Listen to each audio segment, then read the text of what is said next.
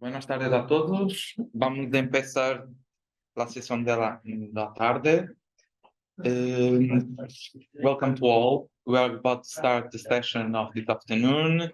I will pass the floor to Isabel Lourenço, which is going to mediate this session. Good afternoon to everyone. We will have three speakers, and one of the speakers is not as in the program, but Professor Galis Bear from the Center for Studies and Documentation, who should have spoken this morning, but he just disconnected. I don't know if he can join us. He's trying to join, yes, to rejoin us. And Professor Galis Bear will speak about the environmental impacts of plundering of the natural resources in Western Sahara. I don't know if I'll let you join.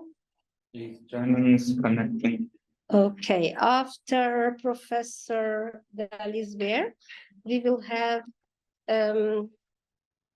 Jorge Teixeira from CEAUP on Western Sahara War Archives, and Professor Rui Novaes, who will speak about necropolitics. So Dr. Galis Bear, when you're ready, you can start. Hello all. Hello.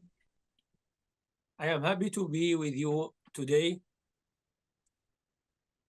First of all, do you hear me? Yes. Thank you. First of all, I would like to thank you, all you, dear colleague, friends, for your participation, and I highly appreciate the efforts of the organizers of this scientific event. Today, I would like to highlight an important aspect of the issue of the large scale of ongoing illegal exploitation of the Sahrawi natural resources. Because as well as you know that there is a political, economical, and legal effects, but there is extremely important ecological implication of exploitation and plundering of natural resources of Western Sahara.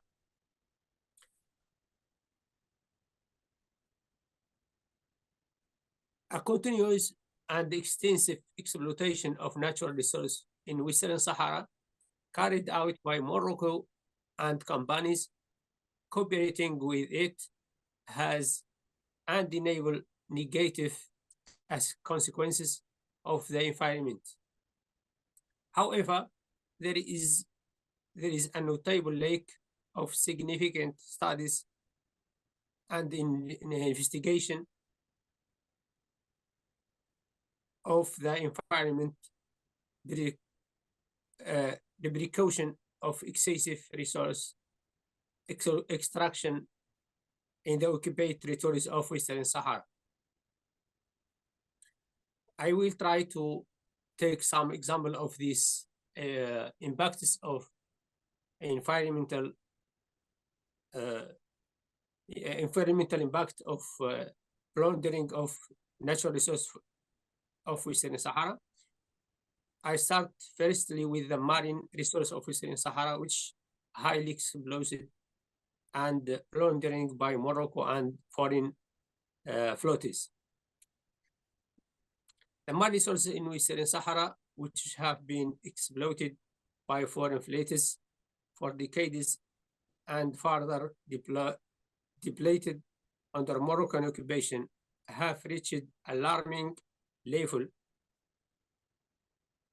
Various specialized organizations, including the United Nations Food and Agriculture Organization, FAO, and the Moroccan Institute of Marine Science, have issued warnings about the severity of this situation.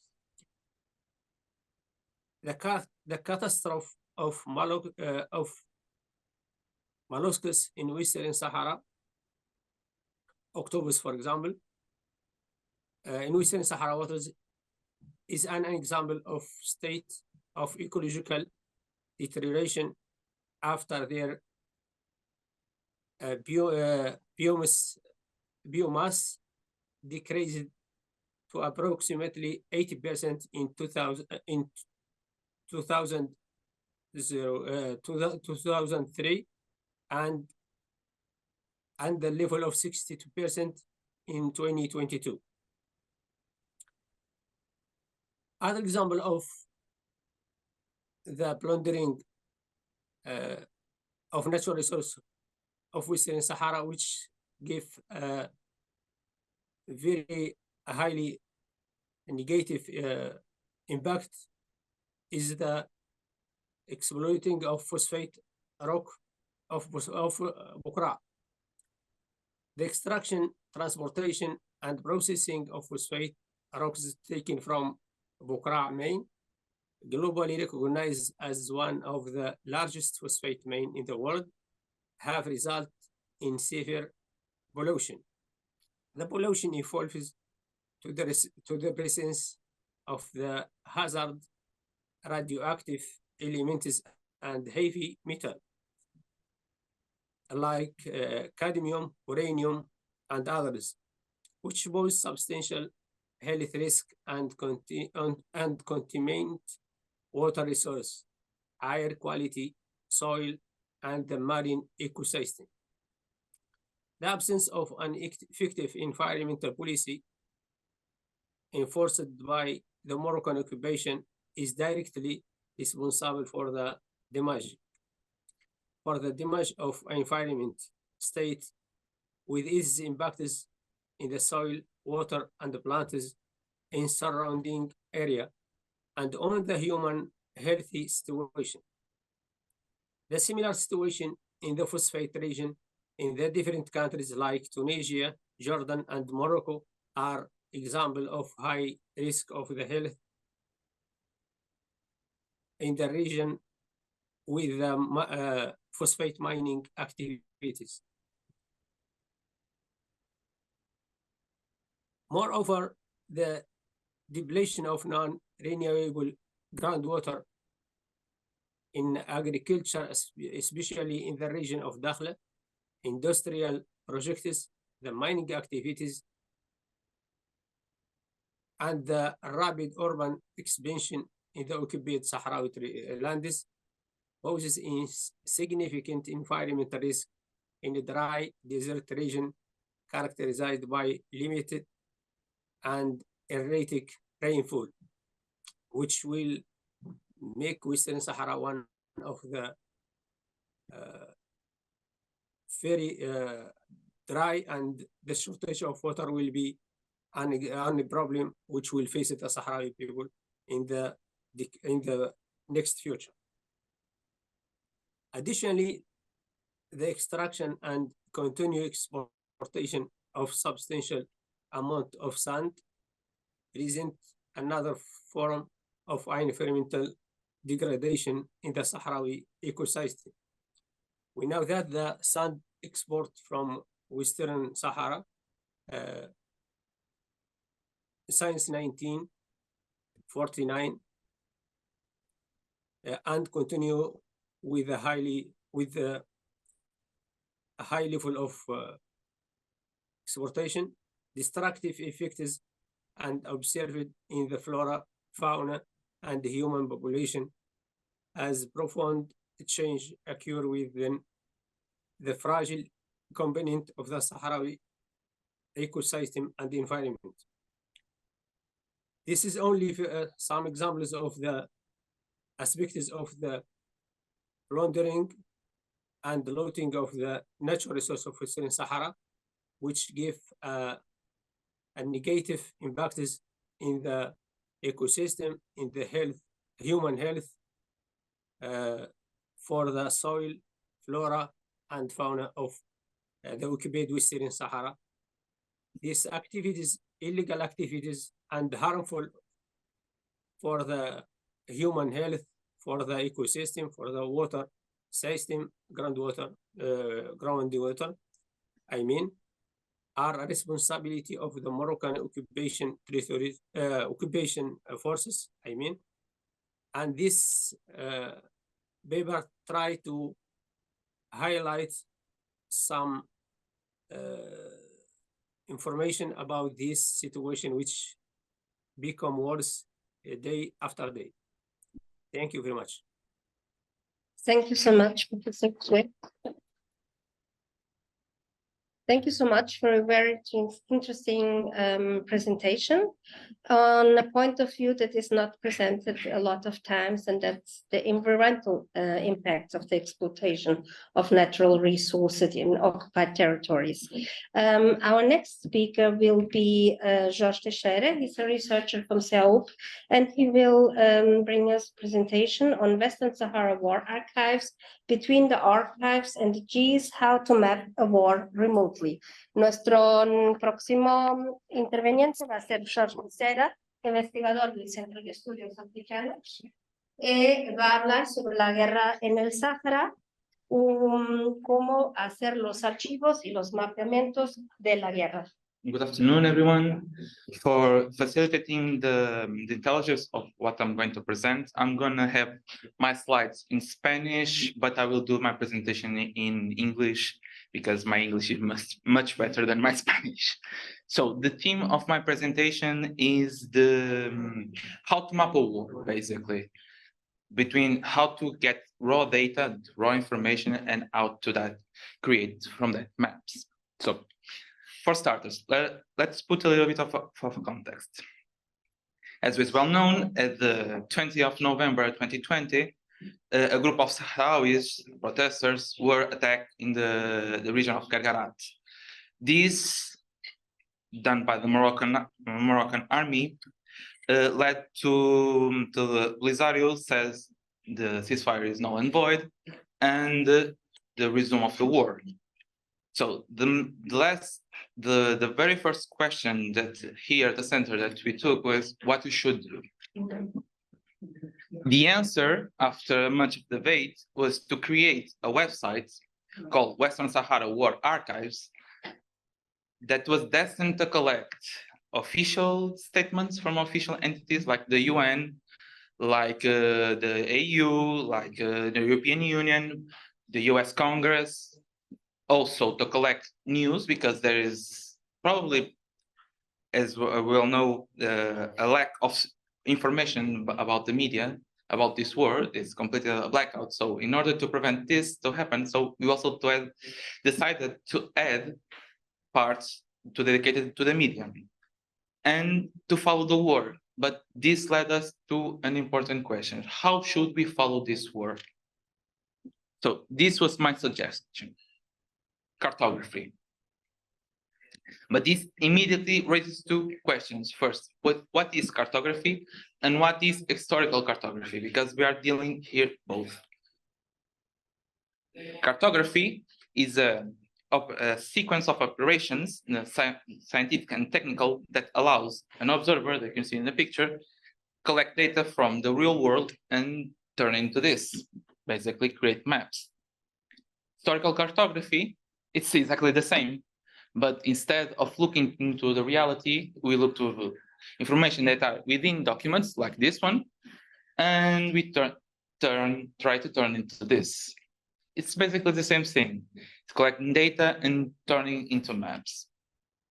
So how we would translate this kind of information that you see into maps, into this?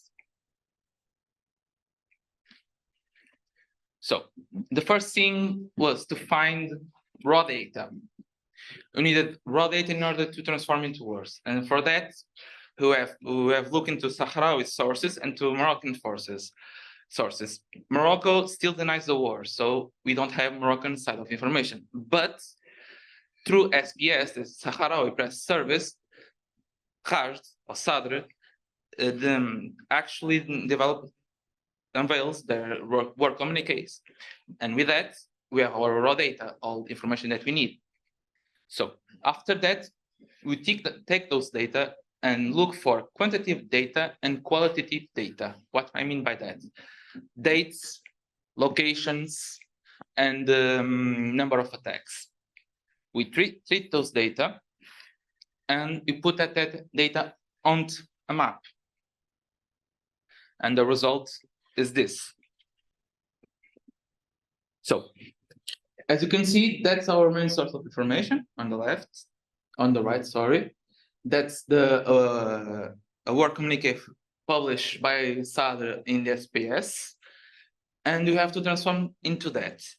That map that you are seeing is the result of our research center and our research team talking with the Sadr officials, especially, like I want to thank you, Didi, that is here, with diaspora in France, to able to make sense of what you see in the field. First, we discovered that there are 3 active military regions: West Sahara, Saguia al-Hamra, and Rio Douro. You cannot see it very well here because the map is the resolution is a little bit low, but it's from north to south. You'll see in green West Sahara, in yellow Saguia al-Hamra, and finally in the south Rio Douro at red. And within those 3 great military regions, we discovered there are at least 13 sectors along the military wall that you see there in brighter red highlighted. So, like I said, we have the raw data. We know what we want to do to create maps, where they're going to find the information within that raw data. So we're looking onto the communiques and try to see information that we discover with the help of Sahrawi responsibles. It means dates, regions, sectors, locations, and especially the number of the communique, so you can follow no order, and number of attacks. After this, we quantify and qualify it. We decided that if there is no mention of a specific number of attacks, it will only count as 1. Then we also try. This is an example. Intensos bombardeos. In English, it's intense shelling, but this is unquantifiable, so we quantify it as 1. Again, as you can see, they are distributed. They indicate as the regions and the sectors and the dates. As you can see, this is a few examples of information that we can find. So what you do with that? We actually put that data and turn it into an Excel sheet, divided according to what I established first, by military region, by sector, and within the sector, the locations. And here is the crucial part of the question, because Hassaniya is not a written language. There are way too many ways to write the same name. So this is the very much help from Didi that spent a lot of time with us, trying to find a solution and trying to explain, okay, this means this, and this is written right like this. You have created a glossary of names that we are going to publish, so it's more visual for everyone. As you can see, we collect the locations, the regions, and the number of attacks. After that, we put all that data and put it into a SIG program, or GIS, Geographic Information System program, that allow us to make actually the map. This was built by us, every single point, every single polygon, every single line. Okay, so how is the work going? After all this work, what can we show? The war is reaching its just started its 3rd year. So now we could make a balance of the first 2. Here, as you can see, I collected the data from the first 2 years of attacks. We're talking about 150 to 200 weeks of data. And I mean, actually weeks, because it was decided by the team to look for this data weekly. So you have to compile all of this. We saw that in the first year, it was 1,814 attacks total along the wall. The number decreases to the 2nd year, mainly because the there are some periods that we do not have data because not all communiques are public. So also many are in Arabic, which we do not speak, and we have a little bit difference of translation. So we mainly work with Spanish information. You have also to make room for some bit of error that could be within the attacks. So as you can see, here is the data quantifiable in the graph. Here you balance. In total, we have registered 3,334 attacks. This is just for the first 2 years. Also, we are also starting the third year. I didn't count it here because it's unfinished. So this data could skew. So I wanted to present concrete data. Distributed, we see that West Sahara is the most attacked military region, with 51, almost 52% of all the attacks. The second region is Sagui al-Hamra with 29, and the last region is Rio Douro. A real good question here is why these disturbances or distribution of attacks. Something we have to look for, something we have to research. Probably due to the wall, because there are an emphasis on the communiques that they only attack the wall and not the locations further than the wall. And also they do not publish, they don't publicize the number of actual deaths on side, on either side. We only found out one communique with mention to death, and was into response to a Moroccan misinformation, and also we had this at least one communique that actually mentioned troop movements. It was only one. So these are statistical information bombardments against the wall. Within the wall, they specified and quantified as well. They quantified the attack HQs. They quantify that attack satellite dishes or satellite stations, also surveillance points, and military targets. They specifically says military targets, not civilian buildings. As I explained, due to the lack of transliteration and lack of information, you see a downward trend that I can advance that our data shows that it's picking up in this third year. So let's wait and see to establish a trend. So this is the end result after all this work. This is the general map of, as I talked, of all the sectors, the regions. And this is something that you can do after collect the data. This is an example specific for the month of December 2020. As you can see, from white to red, where it shows the most attacks. You can see they are concentrated in at least 4 sectors. It's sector 3, 4, 5, and 6, if not mistaken. And this, I apologize for the low resolution, but the program was giving me some troubles last night and all this time. But this is actually the map that shows the quantified data to year number 2. All data gathering that I show here distributed. As you can see, the trend that we see by month, it's the trend that you can see by year. It's always these sectors that starts within the international recognized border and goes almost to the third main region. And there's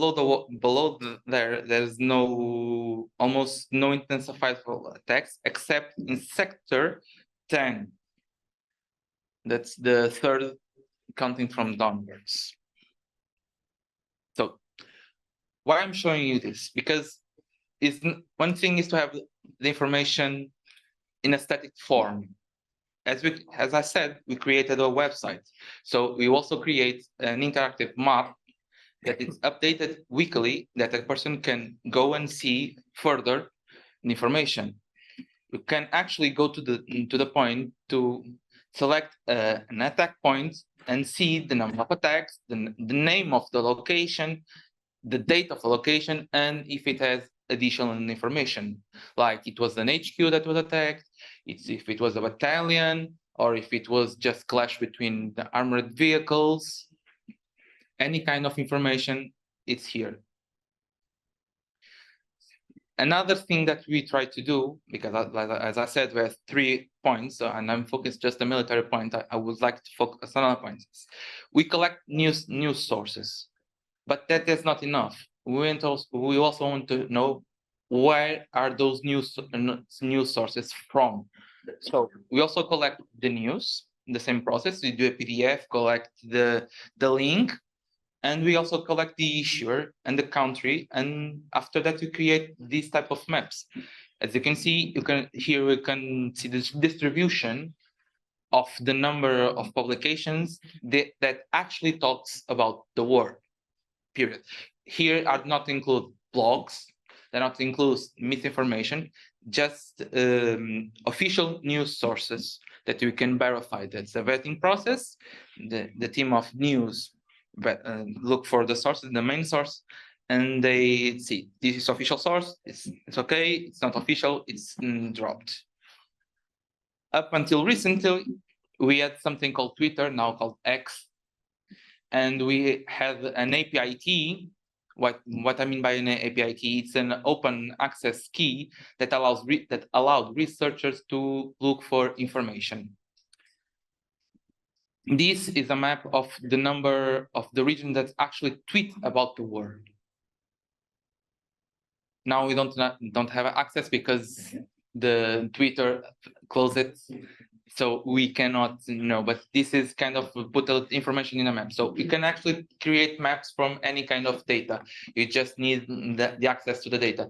We did some map as well, but I unfortunately could not collect a map for the official documentation, the issuer as well, to see which country has been most active at diplomatic level, to see what type of information is also available.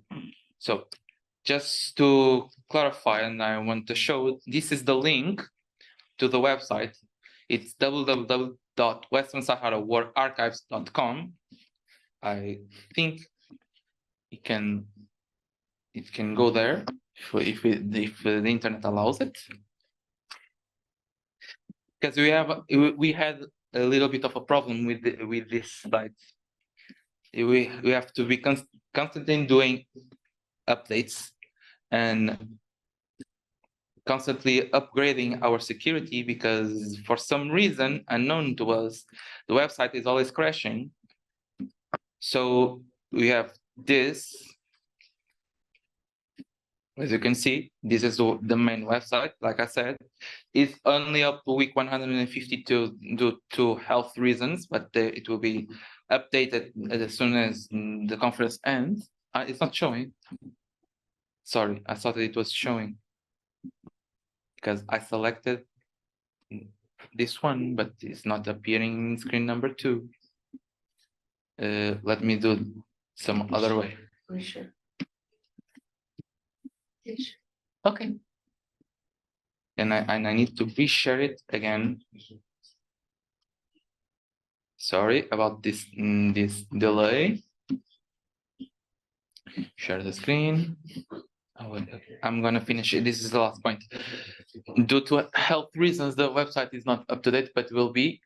Here you can see the interactive map. You can explore it, and here you can see that are divided by countries.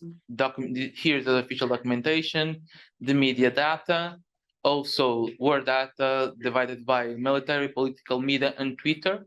And here are some publications that that you done. You also can collect, have an automatic translator for any kind of language that you want. So this is my presentation. Thank you for the time. I excuse myself to the table because I exceeded my time by 1 minute, but thank you.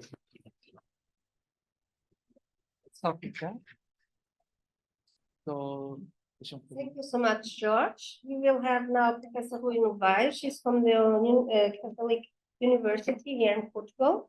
Vamos ahora a tener con nosotros el profesor Rui Novaes de la Universidad Católica Portuguesa, and he will speak about what will be necropolitics and the unchanging scenario in Western Sahara. Su título de la comunicación es Lo que será, necropolítica y el escenario sin cambio en el Sahara Occidental.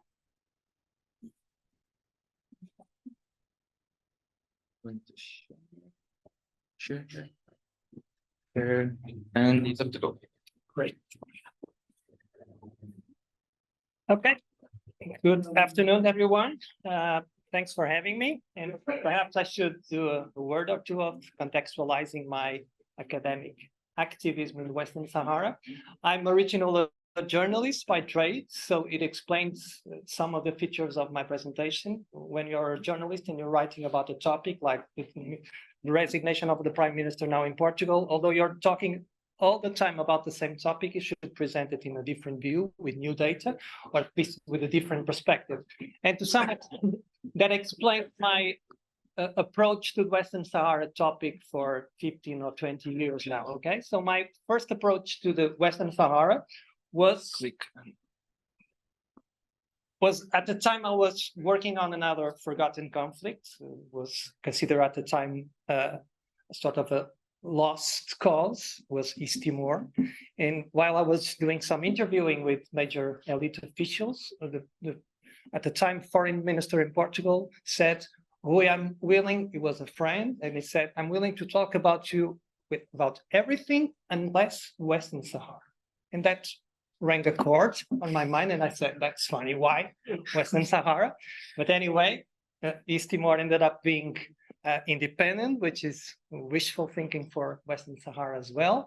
But that kept on my mind, and I said, okay, that's my next conflict. I'm going to work on the Western Sahara, which I did. This is my original background. It's media, journalism studies. So I wanted to figure out if this common sense perception that Western Sahara is a missing team in international terms, if it proved right in what looking at empirically. And it did. Western Sahara was considered a missing theme or an invisible topic, even in the Portuguese press, which should be sensitive to the issue because we had African colonies before. And on the top of that, as I told you, we've been struggling for East Timor. It was a uphill struggle, so we should be sensitive for the topic. We were not. My conclusion was that the Portuguese government is Western Sahara is a real pebble in the shoe. It confirms the prediction of the foreign minister, and the media tends to index this official version of the event, so it doesn't cover the issue. Then I was challenged by Maciel here to write something for this special issue, and I thought, okay, how can I approach again the topic on a different mode? And I thought, okay, this is the concept not well described in literature applied to East Timor, so the concept of organized hypocrisy, and I applied it to the UN mission in the territory to prove that instead of trying to solve the conflict, they were but managing the conflict and try to ossify the conflict in the end, which amounts to what I make the case in this article of organized hypocrisy. And now we're here, arrived here, and for my surprise, I had to again issue the topic of Western Sahara, and I said, how can I approach the topic on a different mode to make it interesting? And for my surprise, there was this notion in the literature which I couldn't see applied to the Western Sahara. And for me, it was surprising because in the most conflict-ridden continent in the world, in Africa, they've been talking about necropolitics applied to other African post-colonies. They thought it was an uneasy combination. And I said, well, that's the same for Western Sahara. That's a good combination between necropolitics and what's happening on the floor. So despite being one of the last long-lasting issues in world affairs, despite this reaching deadlock in the last African colony, there was nothing in the literature I could find about research done on necropolitics applied to Western Sahara, which I thought it was a pity because I make the case that it's a perfect fit. I'm sure most of you are familiar, but I told you I'm a journalist by trade, so you should state the basic facts. So necropolitics has to do with this in medical terms. It has to do with an irreversible cell injury that leads to premature death. Basically, you have a necrotic burden that prevents you to heal, that prevents you to get rid of inflammatory wounds. So the end result is decomposing flesh. I didn't put the picture on purpose. Some people are sensitive. And in the end, if it doesn't get treated, death. So it's the idea I want to get you for this is premature death. Okay, that's the basic idea we want to keep from the medical terms. And then in terms of the concept, there were three main areas that I would like to share with you on the paper that I tried to develop. Is this first idea is this power that the sovereign has to decide who lives and who dies. And basically what's happening here, it's beneath the surface of normality. What's happening is necropolitics working and deciding that death overcomes life. And another issue that Mbembe tells is that you should consider death as part of the state life, which is very unusual, but it makes a think about it. And then the second idea was that under this everyday necropolitics, they tend to create these zones of death, of living dead people, because of the worst living conditions that they have to strive and they have to deal with. So the loss of fundamental human needs, basic needs, leads to people being in this condition that Mbembe considers to be necropolitics. And thirdly, it's this idea that it gives you again the appearance of everything is legal, everything is done according to the law, but in practice, that's the principle that applies. Ab legislatus solutus, which is a medieval principle that the prince at the time could do whatever he felt. He had nothing to obey. He had no rules to obey. So he could basically have a state of exception, which Mbembe applies to necropolitics. It means that the sovereign is not obeying to any laws, and he can basically decide whatever he feels like in the exercise of power outside of the law, or as the Latin word expression means, it's not bound by the laws. So these were the three basic principles that necropolitics that Mbembe uses that we should apply to the Western Sahara. And again, I think it's a very good case to try to prove it in my paper, was to try to find out if necropolitics does apply, what my sense, normal sense would say yes, but if in the practice would apply to Western Sahara and how, to try to see how did Morocco get away with invading, plundering all the natural resources as we heard before and in the last presentation here. So for me, the idea was that it was a perfect match based on 5 different principles, okay? The first one has to do with this idea, the idea that it constructs this terrain of power and it decides whoever fits in and whoever gets disposed, okay? And basically, you can use different grounds to allegate this. Morocco did, as you know, originally said that they were the owners of the territory of the Western Sahara, based on historical legitimacy on the pre-colonial Great Morocco that included Western Sahara and other territories. And that's basically one of the allegations they make to justify this behavior. The second one has to do with the idea that they also can decide who gets to benefit and those that are, again, disposed and not benefiting from the system. And as you know, 2/3 of the Western Sahara territories currently illegally occupied, and they've been promoting the settlement of the Moroccan population to the point of having Saharis living in a quasi-state in exile and being separated from other Saharis by the longest active military wall in the world.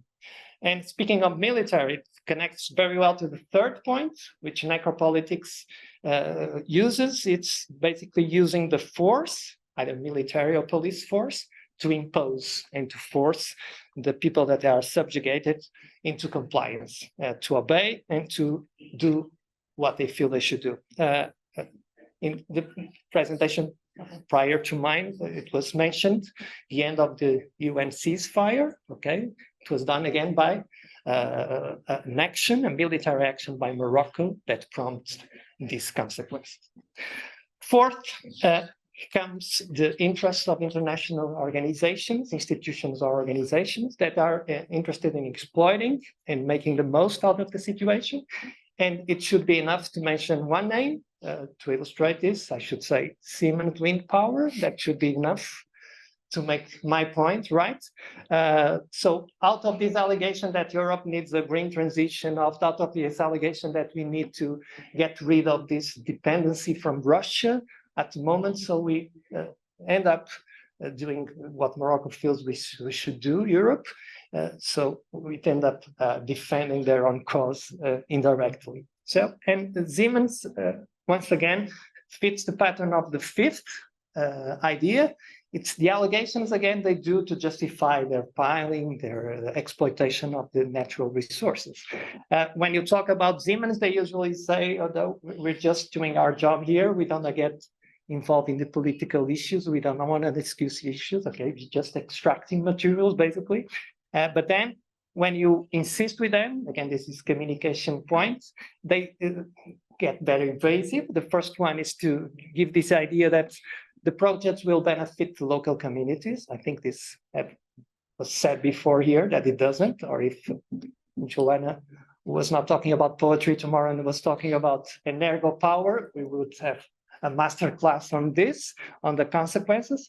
And also another argument, another narrative that it's used to justify their action is this one, that we are extracting resources that are abundant, they are free, they don't risk the exhaust. They don't talk you about the consequences of this and whoever is benefiting from it. So, although the paper will focus on this and will do an historical explanation of how these 5 points do apply in the past and in the present. For this presentation, I just quickly focused on very recent events that could also, again, make the case of necropolitics in the Western Sahara, okay? The first one was already mentioned, the end of the ceasefire, okay? So basically, it shows that Morocco can use force within the territory of the Western Sahara as if they was theirs, internal issues. So it's ended the already dead-handed UN peace process, okay?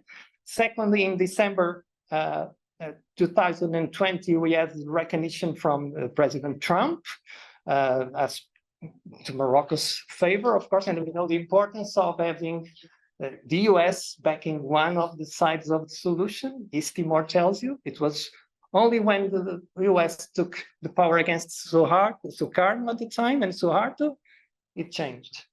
So this is very worrisome. And then, of course, Biden afterwards allowed for the decision of this processor to stand. But again, the US is trying not to get very much involved in the issue. And then we have the CEAUP border crisis, which shows that what started as a diplomatic incident between Spain and Western Sahara ended up in this immigrant crisis, opening the frontier for these people to enter more than 10,000 in just one day, apparently, according to the records. Then the 3 last events I would like to share with you was, the first one was this decision by the EU Court of Justice, making the trade and fisheries agreements unviable. They are illegal, but they still hold until there was a final decision from the Supreme Court, which should be happening now, but it hasn't. Okay, so we're still waiting for the final decision and wonder what that would be. Then Spanish changing its historical position in favor of Morocco and calling this solution proposed by Morocco as being the most serious, realistic and reliable one. That's the changing pattern from the past, and it signals to Morocco that it can still continues to grow international backing for its uncompromising approach. That's basically what Spain was doing. And in the end, African Court of Human Rights just echoed the decision of the EU Court of Justice, but with a different nuance. They said that all states had the responsibility to fight the struggle for self-determination of Western Sahara, and this in African context means a different thing. It means self-determination means right to survival, which is different from the perspective of European or Western countries, but still they allowed Morocco to return to EU without raising the issue of the Western Sahara, and shows they were not interested in defending the interests of the Western Sahara. And before I get any signs from my colleague next hand, I should finalize my presentation. I should say that taking advantage of the lack of political will from the Western powers, Morocco is getting away with its intention, basically to apply what I've called before the strong hubris syndrome. Morocco firmly believes that the proposal they have is the real one that should prevail. So they believe they have the power to implement a solution without taking into account the Sahrawis.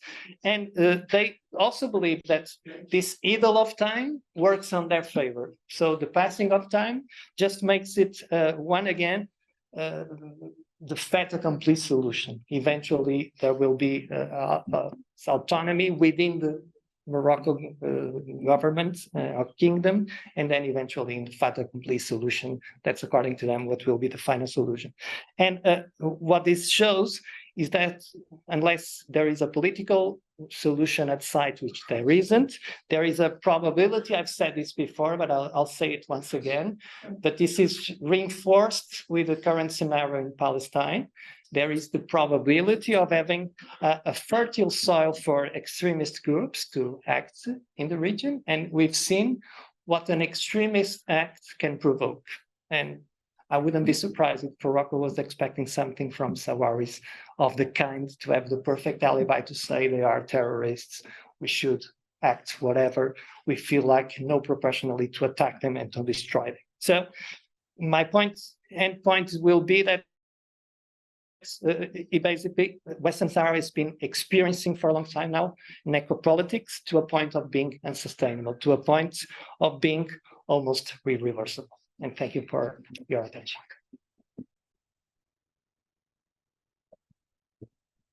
Thank you so much, Professor Novaes. It was a very interesting approach, and I think, yes, we already have hands in the air, so we will open the debate now. Muchas gracias, Profesor Novaes, por su presentación, muy interesante también. Me parece que vamos a tener un debate interesante con estas tres comunicaciones que han abordado el tema de una forma un poco distinta de lo que estamos acostumbrados. Me parece que es en Professor Stefan Hensel. Yes, a question. Could you please come forward so that we can hear you better? Okay. Never seen better, so this is Face to face.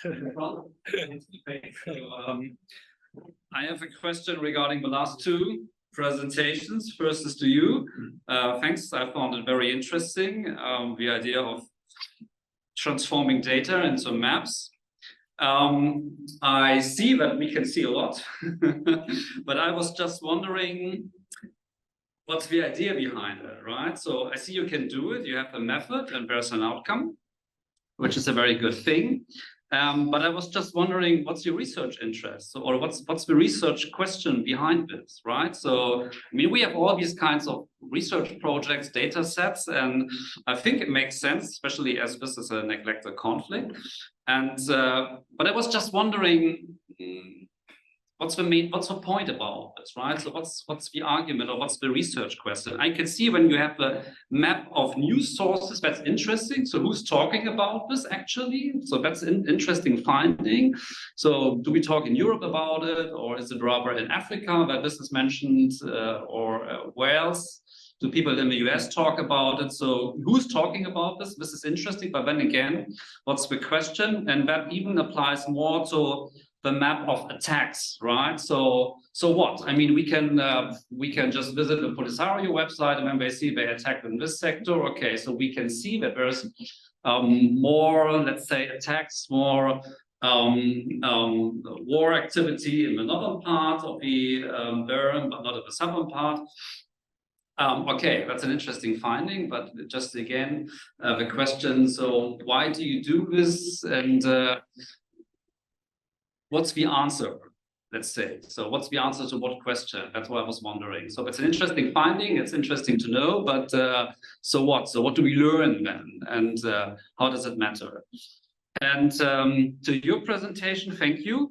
Well, let me challenge you on this. So you're applying necropolitics towards Western Sahara. Okay, but why? So why shall we do this? So you have all kinds of things in necropolitics, police forces acting against the population, then you have exploitation. But I was just wondering, so why are you introducing this at all? Or even imposing it, right? So we have other terms in political science, we have repression, we have war economy. We could say that this is an attempt of state building or normalization or colonialism, occupation, repression, exploitation. We have all these terms, and the interesting thing is in political science, we have these terms, and then we can put this in a comparative perspective. We can relate it to other interesting cases, such as, I don't know, Palestine, Israel, other liberation movements. But now you're imposing a new concept, and I was just wondering why. So what does it explain? What's the added value of this? If you would submit this to a journal and I would be a reviewer, I would ask you, why do you do this, right? So I see it's out there. It's a prominent author, Achim Mbembe, but what's the added value? And because I think we can see all kinds of different things when we look at Morocco's politics in Western Sahara. So on the one hand, it's like closure. So journalists, NGO activists, they are not welcome. On the other hand, it's open because tourists are welcome. So that's an interesting contradiction. So there's a kind of normalization ongoing. There's also a kind of, I don't know, internationalization that African states are invited to open their consulates, but then it's closed again when it comes to activists and scholars who want to do research. So we can see all kinds of interesting things. There's like normalization, there's investments, there's state building. You could also say it's colonialism, but you call it necropolitics. So I was just wondering, aren't you bundling all kinds of things together? Police repression, exploitation, normalization, and then you have one great concept instead of trying to differentiate the various different dynamics, processes, practices that are ongoing. So let me just challenge you on this. I would propose to hear more questions, and we would answer them in a bundle if because of the time. Okay. Better to Okay, too so complex to bundle. George first. Quick for answers first. Yeah, okay. Okay. I would answer you saying, why not? Basically, there is one main region which I'm sure you're familiar with. It's the accusation or the allegation that usually we tend to look at these issues on a Western perspective and using Western concepts, Western models, which don't fit, they don't apply to African politics. So I believe that using a concept that it's rid of those problems of conceptualizing, of the ideological burden behind it, I think it could be a good idea to fit the concept that it's used in African politics to apply it to the Western Sahara. So that would be my basic main point, except for the one that I told you at the outset. As a journalist by trade, I usually look for originalities, for things that have not been done, and I'm not imposing, I'm proposing. So I'm just throwing out and say, listen, there is this possibility that has not been raised until now. I'm trying to making a convincing case that it's possible to adapt this concept that it's used in other contexts in African politics to the situation of Western Sahara. Okay, but in the day, then you would normally have the argument that, well, science is about accumulation, it's Sure. about progress, and we should build on what's already out there and not reinvent the wheel unless it's totally necessary. Yeah. And then I don't have doubts about whether this is, but okay. So perhaps need to elaborate in an article and then yeah. So it would depend. If I was submitting this article to a Western-oriented journal, I would get probably that answer. If I would get it to an African journal, probably they would say, okay, there's a good way to build on previous theories and try to improve or to enlarge the conception. But I take your point. Well, it depends on the journal. I would say that's a universal thing, and then African scholars would have like a same thing, and there's also like a debate about decolonization, sure. Political science, and sure. IR. So that's very prominent. Yes. At the universities, and it's not like that we are not accepting sure. These concepts that are coming like from African scholars. That's absolutely not the case, and I would argue that in state buildings and all these other terms I just mentioned they do matter also for the explanation of what's going on in African countries, but it's just about. Just to finalize, Okay. yeah, I'll take your point. I think it's a good. I had to make a much better justification why the need to take necropolitics instead of another already existing point in literature. Point taken. Thank you. Isaias has a question. I don't know if it's it's a comment. Okay, on this issue. Not on me, I'm sure. It's not for me. Yeah. Yes, please. I'm very interested in the use of the concept, but because Mbembe used the Palestinian case as the most clear example of necropolitics. And I think if we compare Palestinian case and Sahrawi case, we find a lot of similarities. Then I think you can be in this approach, no? Because I am sure you will find a lot of similarities.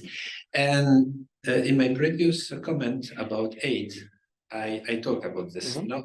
Necropolitics also can be, I think, associated to special forms of political action.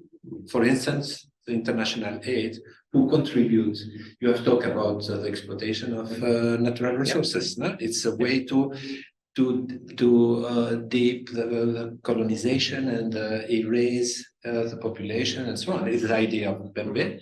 And I think it's a useful theoretical approach, and it's not African. No, in fact, the fact that Mbembe is from Cameroon, I think, but it's an approach which roots are in Agambem and others. No, the biopolitics and so on. It's not necessarily an African theoretical approach. Thank you. That's been done before. That's about the only thing I could find was about the numerical power. There was a direct comparison between Western Sahara and the Palestine in the exploitation of wind.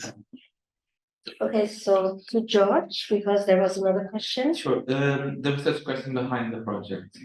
I will answer the same as Louis. Why not? To be honest, the project started for a way to actually map and gather resources data to create a database from scratch and try to be a tool or a catalog for further development. Now that you have data, I can start formulating questions. My first question is, why are the attacks actually concentrated on the north? Why not the south? Because that south is where it started the war in the region. Also, how this is going to develop? Imagine that they are trying to attack this part of the section, but they enter for another zone. I'm trying to approach this from a strategical point, a military view of the conflict. So now that you have the data set, they have 2 years of data, you can see the evolution, you can start formulating the questions they're about to form. And I will probably use this for my second master thesis. And I'm starting to formulate the questions as I go along. I'm going to explore more data because the main idea was to create first and foremost data repository for any kind of legal information, media information, and military information.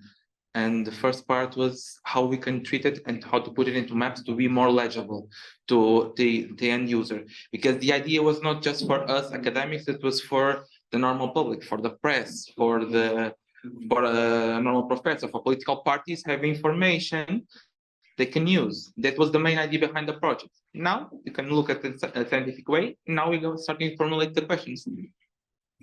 Professor Maciel?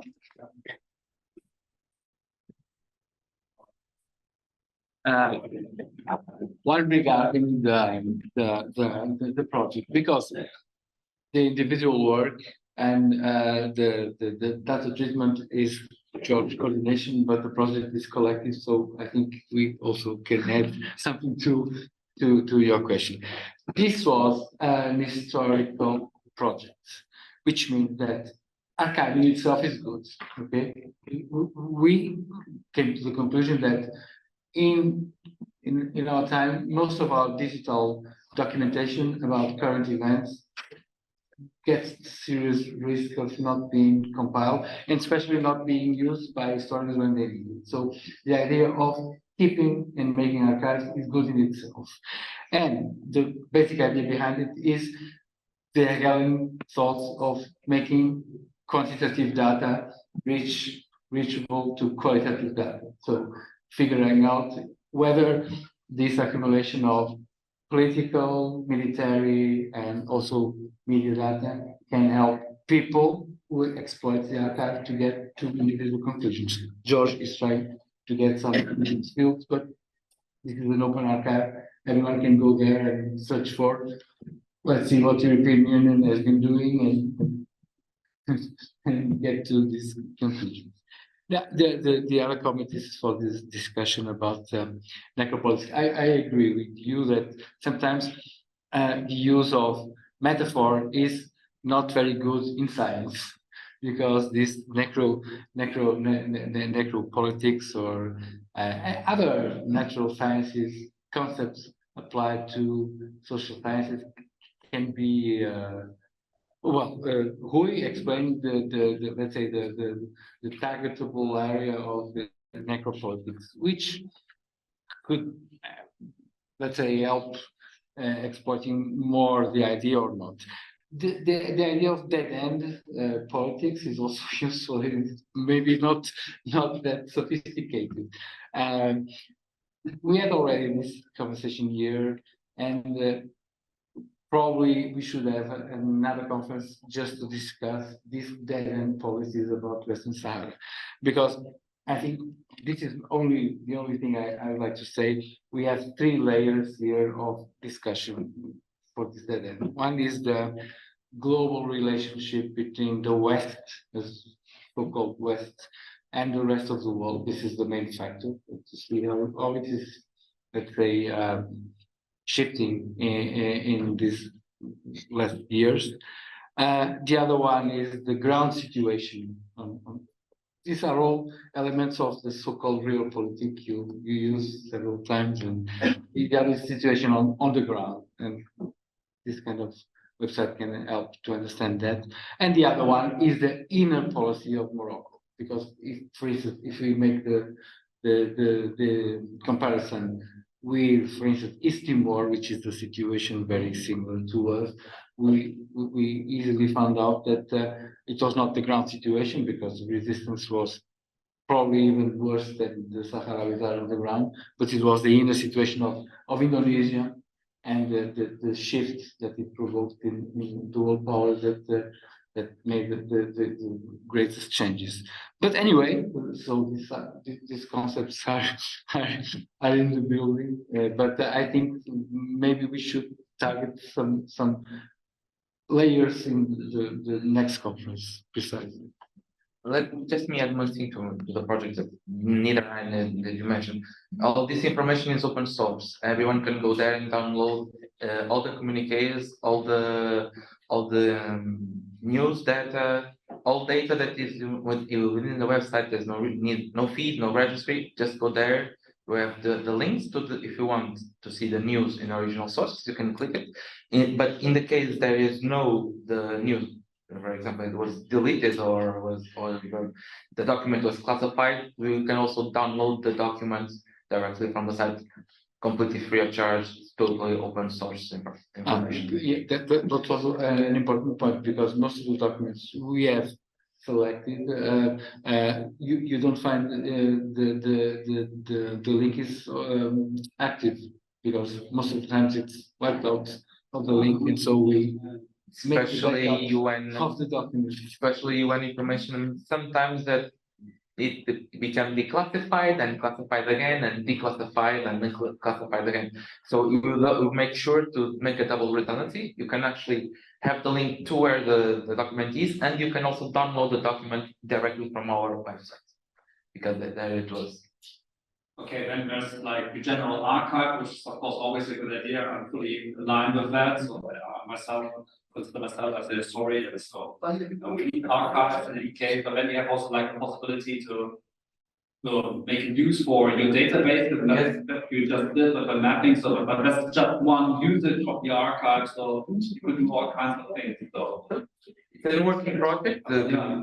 So many research questions will pop up. I can imagine. Okay. So anyone that wants to work with the project is very much welcome to work with the project, and anyone can use our data sets to further their research. Can also do it, just make the reference to the project as well. Rui? Yeah, a question for George, I think, for the project. I was wondering, and I speak against myself, being of a journalistic field, we're not gatekeepers anymore. So we decided we are now curators of information, and we get information from different sources. So my question is, why only look at official press sources and looking at non-official press sources, non-professional journalists? And in the case of Western Sahara, wouldn't be that an added reliable source of information, or is there any logistical problem with it? It's kind of both. We want to only use original sources because you can bet the information, because we are not treating and classifying it anyway. It's just a source. We are not saying, okay, this is fake data or this is fake news. No, this is the news published by this publication. We don't quantify it, not qualify it. We don't use personal blogs due to the reason they are personal. We know about the uses of personal information in the Ukraine and Palestine. They are important. Yes, they are reliable, not 100% of the time, because it's easy to falsify data. And if we apply that to Western Sahara, one of the news that we saw early on in our research was the reply of a photograph by bloggers, by Moroccan bloggers, about technically a child soldier from Sada, and we backtrace it, and it was not even from the region. It was not mistaken Afghanistan, and it was completely altered by using not even official program. It was altered by paint. So we didn't want to take the risk of putting that information there as well. I know I'm making not kind of sense what at first, but it's reliable to put first the official news source, so they can bet that information. It's more it's not trying to keep just keeping a layer of separation between what's the research and what the personal opinion as well. I would like to say that journalism is always credible, but I'm sure that the audience is not familiar with. There's a going discussion in Portugal at the moment because the economic editor of one of the main television in Portugal, just issued an opinion based on a fake news on a social media print that he took, and he presented it as it was official truth. And so everyone is discussing this at the moment. So I'm not sure whether all the journalistic information now conveyed in the media is reliable as such. Yes, it's another conference. We are Yes. almost finished with our time. I wanted to add my comment on that, since I'm from the news team. And we have some very clear examples. On the Sahrawi side, there are a lot of tweets from personal perspectives and have nothing whatsoever to do with news. Yeah. Since we have an official source, we cannot rely on personal opinions. Sure. If you would have a newspaper, you had artigos de opinião, then we put articles of opinion. Then we could invite them, for instance, to speak up. Then we have on the other side, the Moroccan government uses Moroccan press to leak information, which then is altered 2 or 3 days after. Sure. And molded according to the needs. So then that's why they don't have official statements on the war. They use bloggers to make official statements, semi-official statements, like an inside source that. I can to reference very recently, the Moroccan press is talking about an attack on Smara. The rocket from Polisario hit a building. And they are citing Polisario sources. The source, the work communicator, said that they hit a location within Smara, and we know they only strike the wall. So they took that information as a confirmation that Polisario attacked civilian buildings.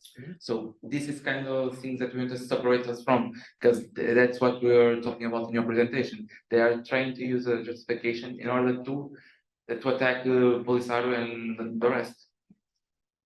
So we are at the end, 1 minute before time.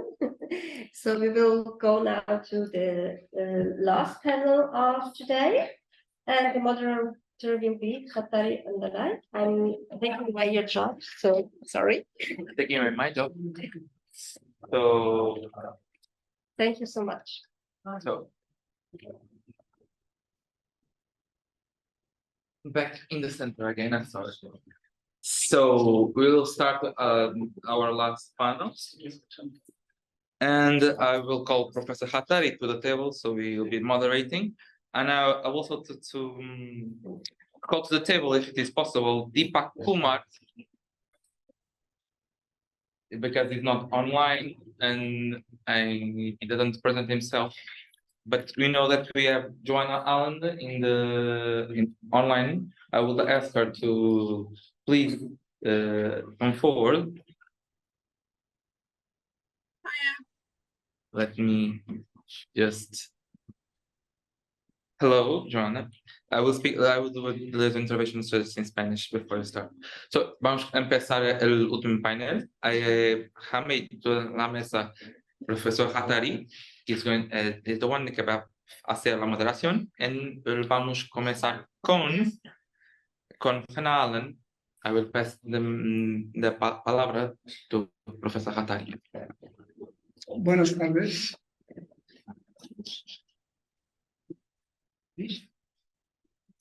Buenas tardes a todas y a todos.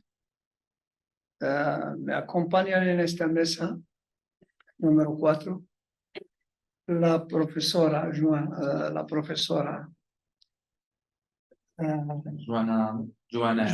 Allen de la Universidad de Northumbria y también Mueti Mohammed Zrok, Traineeship and Consultative Center en the Sahrawi Refugee Camp. Y también me acompaña en esta mesa la Finishé de sí, ese no está. Este no está. No está. Entonces, el movimiento solidario con el pueblo saharaui, con el señor Carmelo Ramírez Morel. Entonces, empezamos con la profesora Joanna. Joanna, you can start the presentation. You have your mic muted. Starting with my colleague Moti Mohammed as well. We see Moni. Please, you can start your presentation now. Great. I remember 15 minutes. Okay. So, good afternoon, everyone. I hope you are all doing well. Firstly, I would like to thank and congratulate the conference organizer, and both Oporto and Tverti University, and it's really a pleasure for us to share with you today our research. To save time, let me introduce our research, which is about poetry and public diplomacy, the case of Western Sahara. This research is written by Joanna Allen and me, and it's a part of Joanna's amazing project, which is dealing with the Sahrawi poetry and its relationship with diplomacy. So let's start with giving a brief introduction about the research. So our paper In our paper, we argue for greater consideration of the role of poetry and poets in diplomacy, using the case of Sahrawi poets engaging in Spanish, Mauritania, and international audiences. We contend that poetry can be considered a form of public diplomacy and poets as a public diplomat. When advocating for a state policy, interest, or a case, in doing so, we hope to contribute to ongoing debates on the role of non-state actors in public diplomacy and on the place of emotion in diplomacy. Before passing to the other parts of this research, it's important to mention that international relations scholars have conventionally understood diplomacy through a realist, idealist divine. Realists understand the concept as a tool used for persuading national interests, while idealists see diplomacy as a process for resolving conflicts and promoting a more peaceful world order. Beyond this binary, scholars have begun to theorize different modes of diplomacy that go beyond the traditional state-to-state model of diplomacy, including a focus on public diplomacy. Scholars have widened the frame of public diplomacy to include a focus on unofficial non-state actors and policy. And on public diplomacy policies that engage or organize from civil society actors. We follow this framing, focusing on non-state actors, in our case, the Sahrawi poets, engagement with foreign publics in pursuit of the aims of their state, which is the Sahrawi Arab Democratic Republic. Let me just now hand over to my colleague Joanna. Thanks very much. To present the other. Let me just. As mentioned, we focused on 3 groups of poets and target audiences in the project. So we've looked at poets of the Sahrawi Revolution from the 1970s and onwards, and how they've engaged Mauritanian audiences, and also the friendship generation poets engaging Spanish-speaking audiences, and then finally Arabic language poets focusing on the international community. So I'll start now with our work in Mauritania. So we carried out some focus groups with Mauritanians and also Sahrawis in Nouakchott. As many of you all know, during Polisario's war with Mauritania up until 1979, Radio Sahara, the Sahrawi State in Exile's radio station, was audible in Mauritania, and it regularly played Sahrawi revolutionary poetry and song. And it's worth pointing out that poetry and song overlap to a large extent in Sahrawi culture. And since the start of the First War, as other researchers such as Sebastian Boulet and Miola Teruana have pointed out, the Polisario has always encouraged artists, including poets and musicians, to engage with, support and disseminate the national cause through their arts. So I think this reinforces our argument that poets can be considered public diplomats in the Sahrawi case. In Mauritania, this strategy had a certain degree of success. We found in our focus groups that Mauritanian veteran fighters and other Mauritanian supporters of the Sahrawi cause said that Sahrawi poetry and song influenced their hearts and minds to a large extent. And we've got one illustrative quote here from a Mauritanian veteran who fought with Polisario up until 1979. So it's on the screen, but I'll read it out. I'm a Mauritanian. I was working at a company when I heard those songs and poems. Because of these revolutionary songs, I left my job at the time without getting paid and walked around 70 kilometers on foot to join the Sahrawi fighters in 1979. I was shot in the knee while fighting alongside my comrades. You can see the wound here, and he indicated the wound. Not just myself, but many Mauritanians experienced that. Simply because of such revolutionary songs and poems, they joined the Sahrawi Revolution. I joined the revolution in 1979 and fought alongside the Sahrawi fighters until the ceasefire in 91, as I already told you, leaving behind my job, my parents, and everything else. My mother was still living when I returned to Mauritania in 92, but my father had already passed away. I didn't think about any of that when I decided to join the revolution, and I don't regret it. And I'd say this quotation was largely reflective of the interviews and focus groups that we held in Nouakchott. So while the nationalist poets of the Sahrawi Revolution played on Radio Sahara might not have had Mauritanians in mind as their primary audience, I think Sahrawis were the primary audience that they had in mind, although they did influence Mauritanians. If we turn to the poets of the Friendship Generation, which was constituted as such in 2005, and who write in Spanish, they certainly have a foreign audience in mind for their poetry.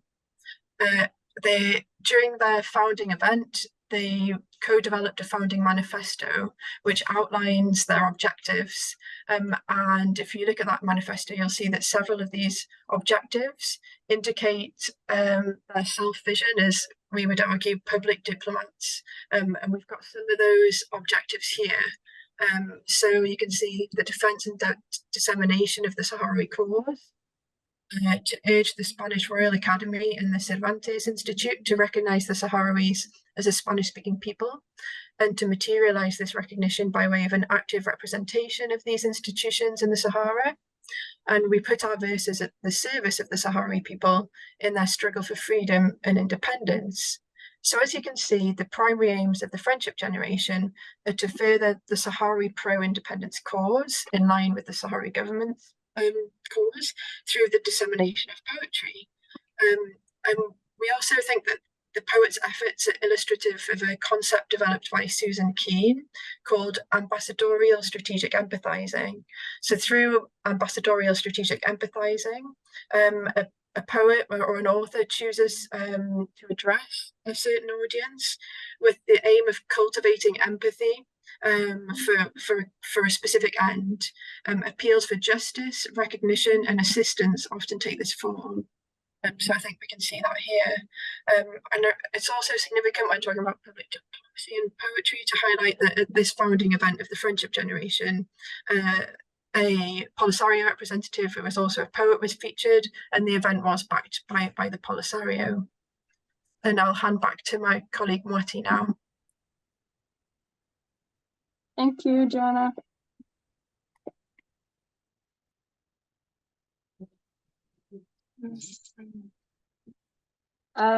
Beside that, the third group of this, do you hear me well? Yes, we do, yeah. Okay.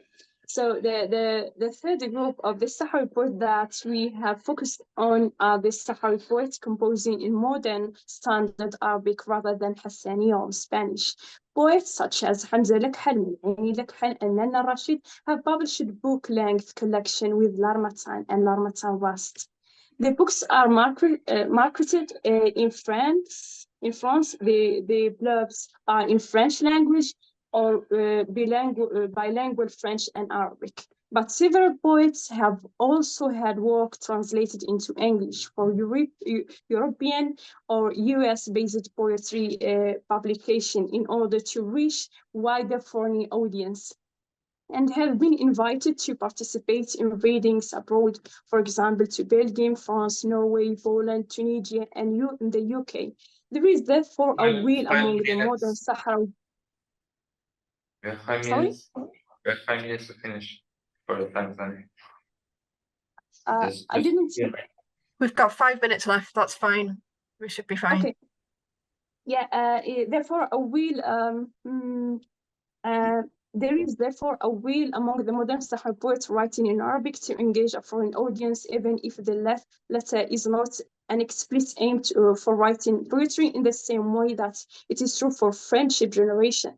Furthermore, the tendency in modern Arabic poetry to dedicate poems to the UN organs and mission or to groups of foreign states or public such as the international community is of great interest to the study of the relationship between public diplomacy and poetry, since the implied second person or object of the ode is traditional diplomatic actor. Hamza Lek has poems about the UN Security Council is an example of this. Let me just read it, which is quoted here. The global position system, or the UN Security Council, to the UN Security Council who throw us in a long peace process with no solution. Go east, and go north, then go south, until you become a see-through ghost. Sail and walk, go down, go up, until you dry up. Take a right, then take a left. Have you found your homeland yet? No, I have not. Okay. Oh, okay, no way out. There is no residence for you. Go back and wander. Be satisfied and open. There is nothing else within your grasp. You are held hostage to travel. Nekhan here, like many Sahrawi poets writing in Arabic, use the iltifat. The iltifat is a feature especially common in early Arabic poetry and also in Quran that roughly means transition and which the dramatical person changes suddenly. In doing so, Nekhan encouraged the audience to feel the pain and the disorientation of the exile, and even though it's the Sahrawi, not the audience, who are the second person to the UN Security poetic voice, serve to further enhance that emotional connection with the audience. And I pass it to, hand this over to my colleague, Joanna, to give us the conclusion. Thanks much. In summary, we're arguing Joanna? that poetry, thank you. Poetry can be considered a form of public diplomacy, and poets as public diplomats when advocating for a state policy, interest or cause. Sahrawi poets have targeted audiences such as the Spanish colonizers, the wider international community, and they've impacted on audiences in Mauritania, whether they intended to or not. And these audiences are significant given their role in the Western Sahara conflict. Obviously, Spain failed to decolonize. Mauritania partially occupied the southern half of the Western Sahara and was at war with Polisario until 1979. And the so-called international community is commonly reprimanded by Sahrawis for failing to hold Morocco to account. Poets' ability to affect their audiences, to move them emotionally, and to nod to shared values between Sahrawis and their international audiences contributes to their power as public diplomats. And the concept of ambassadorial strategic empathizing is useful for understanding how this works. So we can see this ambassadorial strategic empathizing in Sahrawi poetry, where the poet employs empathy in crafting their art with a political aim in mind. Thanks very much for listening, and thanks again to the organisers of the conference. And it's a great privilege to speak in this panel with researchers who work I so admire and who has influenced this project as well. And great to hear the other speakers today too. So thanks very much. Thank you so much, everyone. Thank you for listening. Thank you, Joanna. Thanks, Marty. Thank you very much, Professor Ajwan Alan and Moiti Mohammed Zuru. Y ahora vamos a pasar a la segunda conferencia, Colonialismo Histórico Insidioso a propósito de la descolonización inconclusa del Sahara Occidental, que va a ser presentada por el compañero y amigo profesor Juan Carlos Gimeno Martín, Departamento de Antropología Social y Pensamiento Filosófico Español, Facultad de Filosofía y Letras de la Universidad Autónoma de Madrid. El profesor Juan Carlos es un profesor que ha acompañado la causa saharaui desde muchos años y estaba también en la fundación de la Universidad de Tfariti en 2009. Está siempre trabajando para la difusión de la causa saharaui en todos los sitios de las universidades. Entonces, profesor Juan Carlos, tienes la palabra. Recuerdo, profesor Juan Carlos, perdón, que Sí, sí. tienes 15 minutos para hacer tu presentación. Gracias. Bueno, pues muchas gracias, buenas tardes. Es un privilegio estar acompañando a tantas personas conocidas, amigas. Y ¿se me oye bien? Sí. Y agradecer a los organizadores de la conferencia y especialmente al rector Hattari. Bueno, lo que quería yo hacer en este espacio es compartir una serie de reflexiones que tienen que ver con la situación personal como investigador español, y también con el contexto en el que vivimos, eh, que es un contexto para todos, para todas muy complicado en términos del conflicto saharaui, pero también del conflicto palestino. Y en esos términos, pues tratar de repensar un poco la labor intelectual que yo llevo a cabo, que se puede llevar a cabo para acompañar estos procesos, ¿no? El origen de la reflexión tiene mucho que ver con una iniciativa en la Comunidad de Madrid por la presidenta de la Comunidad de Madrid, Isabel Díaz Ayuso, en la que se planteó una cátedra de la hispanidad. Esa cátedra de la hispanidad se convocó y se organizó a todas las universidades públicas y privadas de la Comunidad de Madrid para participar en ella, básicamente con dos objetivos. El objetivo de enfrentar la leyenda negra del Imperio Español frente a los imperios del norte de Europa, y en segundo lugar reivindicar la misión civilizatoria de España en el mundo. El contexto en el que vivimos, esta recuperación de la nostalgia imperial, creo que es importante en relación a que mucho del trabajo que venimos haciendo en las universidades tiene que ver, como hemos visto en estos días y como el que yo mismo he hecho durante mucho tiempo, con la visibilización de la agencia de la condición de sujeto histórico del pueblo saharaui. Pero si hablamos de un conflicto olvidado o si hablamos de un conflicto intratable, tenemos que pensar por las causas que convierten este conflicto en algo que se olvida o en algo que no es fácil tratar. Y es en ese sentido que yo quiero recuperar, y era la idea de esta charla, la idea de que a pesar de que vivimos en un sentido común, que el mundo después de la Segunda Guerra Mundial se convirtió en un mundo postcolonial, creo que estamos en el momento de volver a pensar un retorno del colonialismo, para repensar los procesos de la lucha de los pueblos. El problema del pueblo palestino y el problema del pueblo saharaui son problemas del colonialismo, son derivados del colonialismo. Y lo que yo quiero plantear aquí es la idea, la hipótesis de que lo que les mantiene como olvidados e intratables, los que los mantienen como procesos inconclusos, es también colonialismo. Cuando uno repasa la idea de hispanidad, uno ve una larga historia en España, en la construcción de la identidad nacional española, que ha atravesado los tiempos desde el siglo XVI hasta el momento, y que a pesar de algunos momentos emancipadores, como es la República Española o los gobiernos de la transición política en España después de la transición 1977, sin embargo, hemos visto que los gobiernos españoles se mantienen en una identidad nacional que tiene mucho que ver con su construcción como imperio.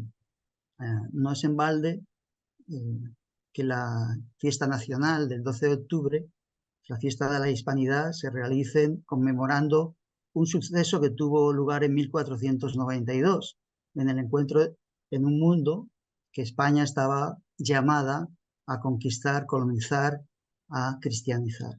Entonces, ese proceso se ha mantenido hasta ahora. Me coloco y hago un giro en la posición de un etnólogo, etnógrafo francés,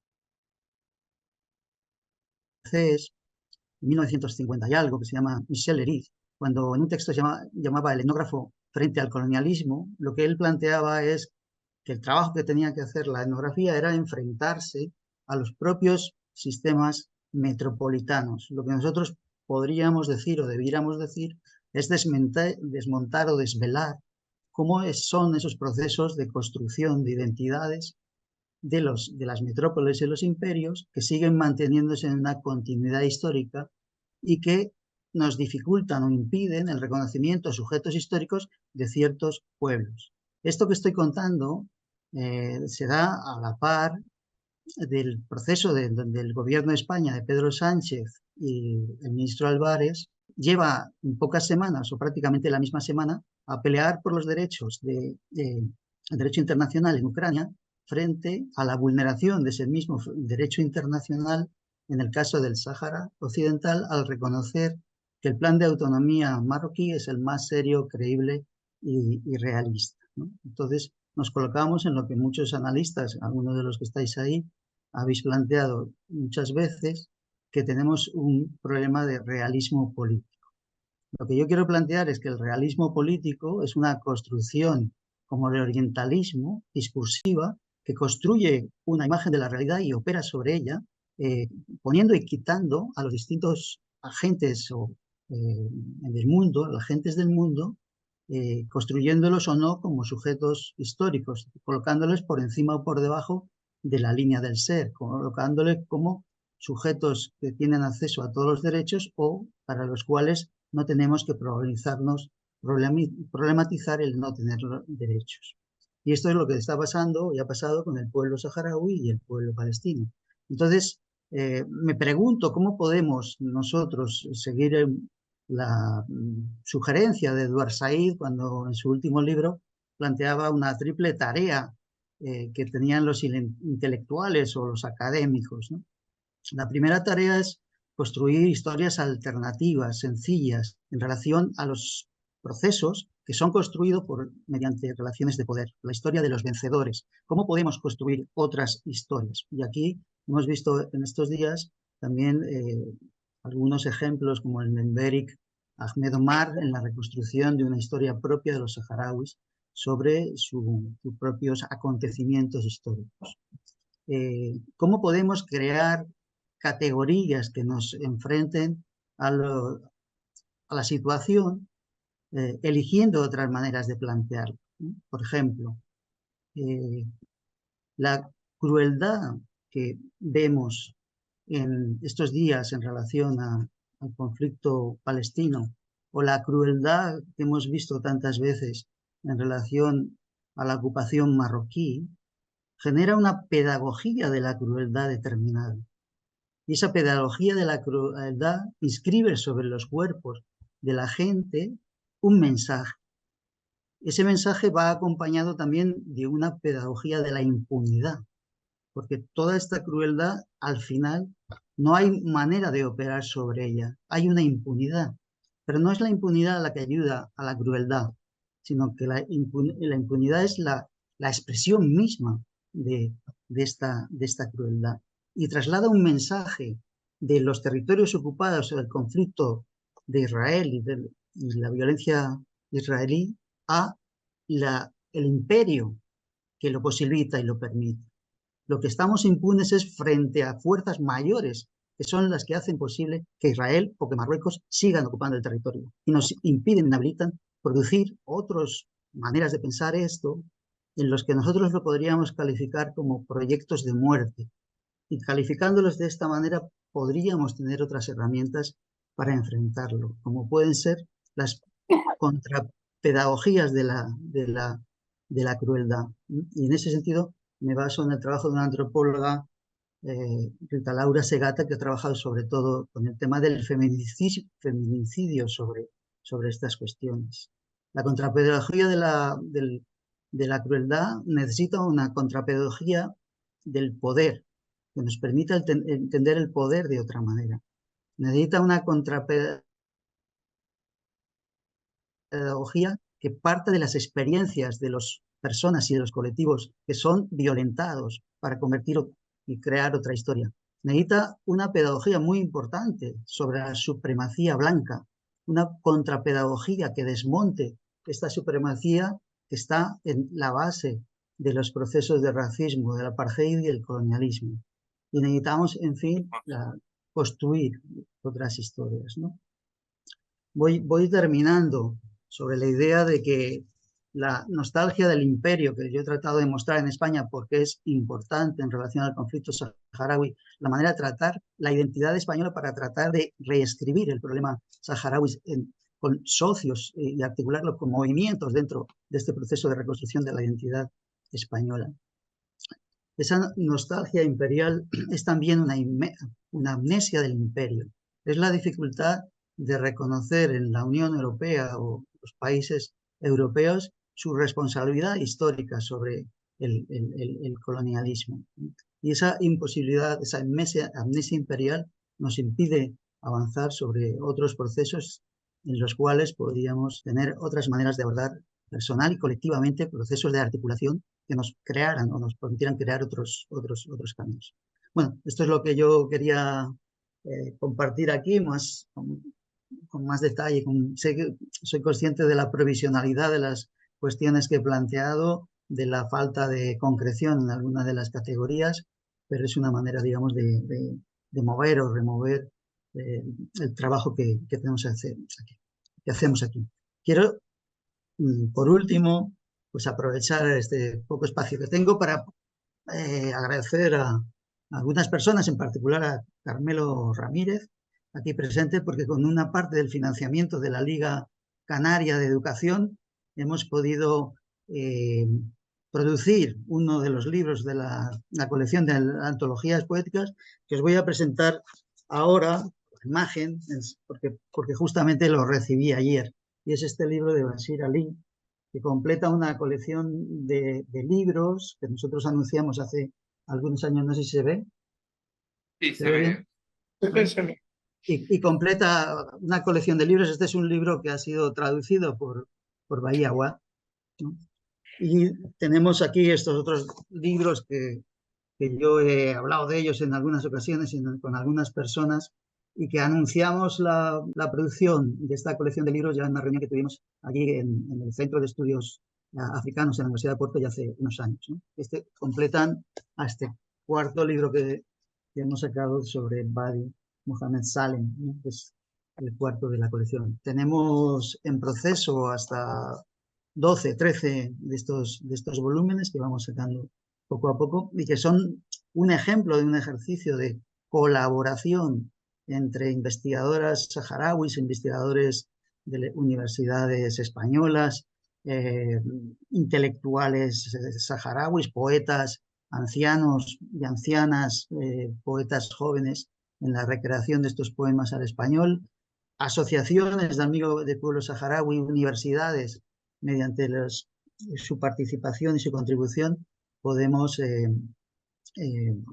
producir estos libros, ¿no? Entonces, creo que es importante tratar de, y con esto termino, de plantear nuestro trabajo académico siempre con una perspectiva de una doble valoración. La valoración de lo que tenemos aquí en la conferencia, que son participaciones académicas, escritos académicos que lo serán, que tienen que ser evaluados científicamente, pero también la valoración o evaluación de los sujetos históricos, de los movimientos, de las luchas, para los cuales nuestros trabajos son también una contribución. Bueno, muchas gracias.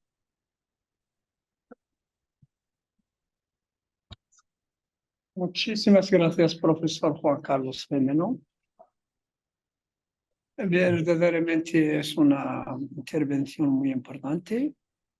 Subrayo de que la responsabilidad histórica de España hacia el pueblo saharaui, hacia el conflicto actual, y también los trabajos que estáis llevando, como los libros que nos has demostrado ahora. Muchísimas gracias otra vez. Gracias. Vamos a pasar al gran amigo saharaui señor Carmelo Ramírez Morrero, consejero de cooperación del Cabildo de Las Palmas de Gran Canaria.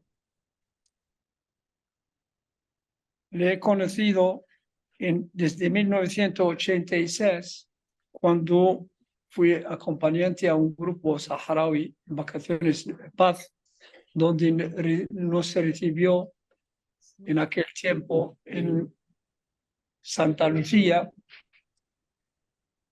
El señor Carmelo es muy conocido en el movimiento solidario internacional.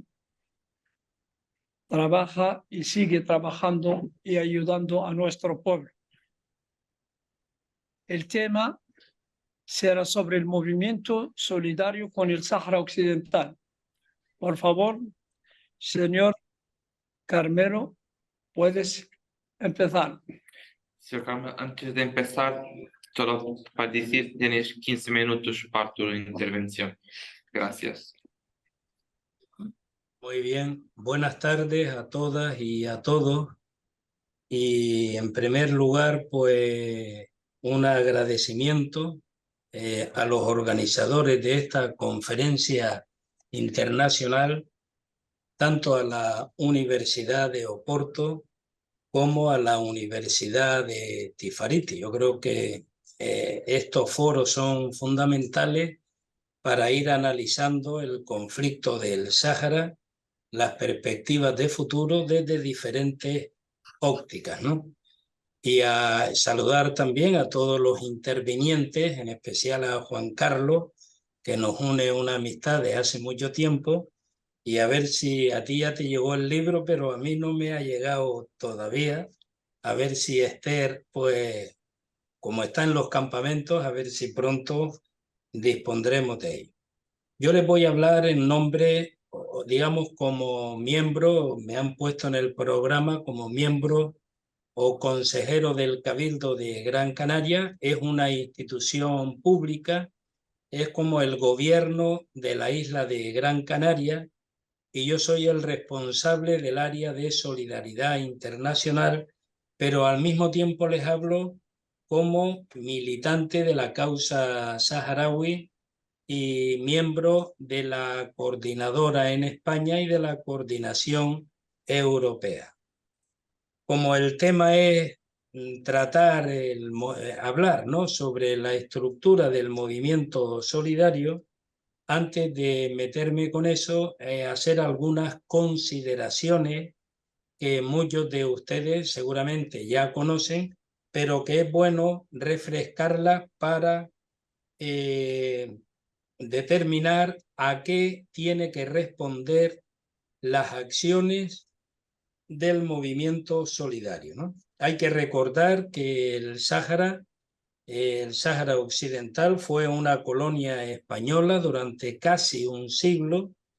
Fue ocupada desde 1884 hasta 1975 a través del acuerdo europeo que reparte toda el África, el Convenio de Berlín. Y como toda colonización, la del Sáhara se hizo también de forma violenta, imponiendo el dominio, expoliando sus recursos naturales, de manera muy especial la pesca, los fosfatos y los minerales, y manteniendo a la población saharaui en una situación de dependencia y muchas veces sumidas en la pobreza más absoluta. La resolución 1514 de las Naciones Unidas consagra el derecho de autodeterminación de todas las colonias, y como tal colonia también se le reconoce desde 1960 al pueblo saharaui. Y esto además se consolida en una resolución de 1963 en que el Sáhara Occidental ya fue incorporada a la relación de territorio no autónomo. Por tanto, esto es un derecho que el pueblo saharaui tiene reconocido desde hace ya más de 60 años.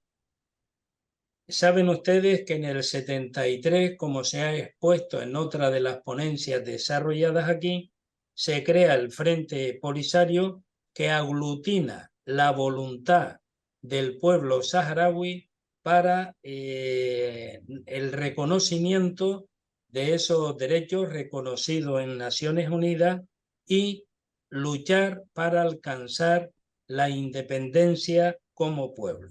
España, saben ustedes que se retira del territorio en 1975 a través de los ilegales acuerdos de Madrid que regala el territorio del Sáhara Occidental a Marruecos y a Mauritania. Y a partir de ahí comienza una guerra desigual, muy larga, primero simultáneamente el ejército saharaui contra el ejército de Mauritania, que termina en el año 79, y contra el ejército de Marruecos, que finalmente termina la guerra, no la guerra, se firma un acuerdo, un alto el fuego en el año 91 para la celebración del referéndum de autodeterminación. Esto es muy importante porque lo que pone el Acuerdo de las Naciones Unidas, que fija un alto el fuego, es la resolución 690 del Consejo de Seguridad, aceptada por unanimidad por todos los miembros del Consejo de Seguridad, por el Frente Polisario, por el gobierno de Marruecos y por la Unión Africana. Y es el elemento, digamos, que aglutina la solución aceptada en ese momento por todas las partes, pero que el gobierno de Marruecos siempre se negó a llevarla a cabo a través del referéndum de autodeterminación.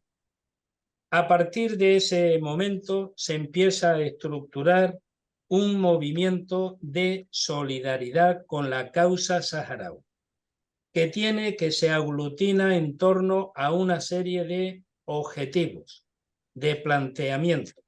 Primero, la presión permanente, la exigencia a las Naciones Unidas, a la Unión Europea, a los gobiernos más responsables de esta cuestión, como son el gobierno de España como antigua potencia colonial y a los gobiernos de Francia y de Estados Unidos, para que presionen a su vez al gobierno de Marruecos y se cumplan las resoluciones de Naciones Unidas y se pueda celebrar el referéndum, porque esto es lo importante, es un proceso de descolonización inconclusa, como antes ha expuesto Juan Carlos, y la única vía respetuosa con la legalidad internacional para concluir este proceso es a través de la celebración del referéndum de autodeterminación. En segundo lugar, el otro elemento que aglutina al movimiento solidario es la solución al estado de guerra actual, que se volvió a resurgir desde el año 2020, posibilitando la celebración del referéndum, que es la única vía para resolver este conflicto. Luego, como tercer elemento, es ayudar desde el movimiento solidario a la consolidación de las instituciones del Estado saharaui, en particular garantizando el funcionamiento de los servicios esenciales como es la alimentación, la educación, la salud, los servicios públicos, apoyando sobre todo en los campamentos de refugiados el protagonismo de la mujer y de los jóvenes, creando empleo para evitar la emigración, y todo ello implica un incremento de la cooperación humanitaria para que tenga un carácter de que sea sostenible porque toda la ayuda para poder resistir el pueblo saharaui en los campamentos de refugiados viene del movimiento solidario a través de campañas, a través también de aportaciones escasas de los organismos internacionales y de algunos países amigos. Y además impulsando una serie de tareas como es una movilización permanente en la opinión pública a nivel internacional en favor de la causa saharaui para que el conflicto no caiga en el olvido. Si eso no se hace,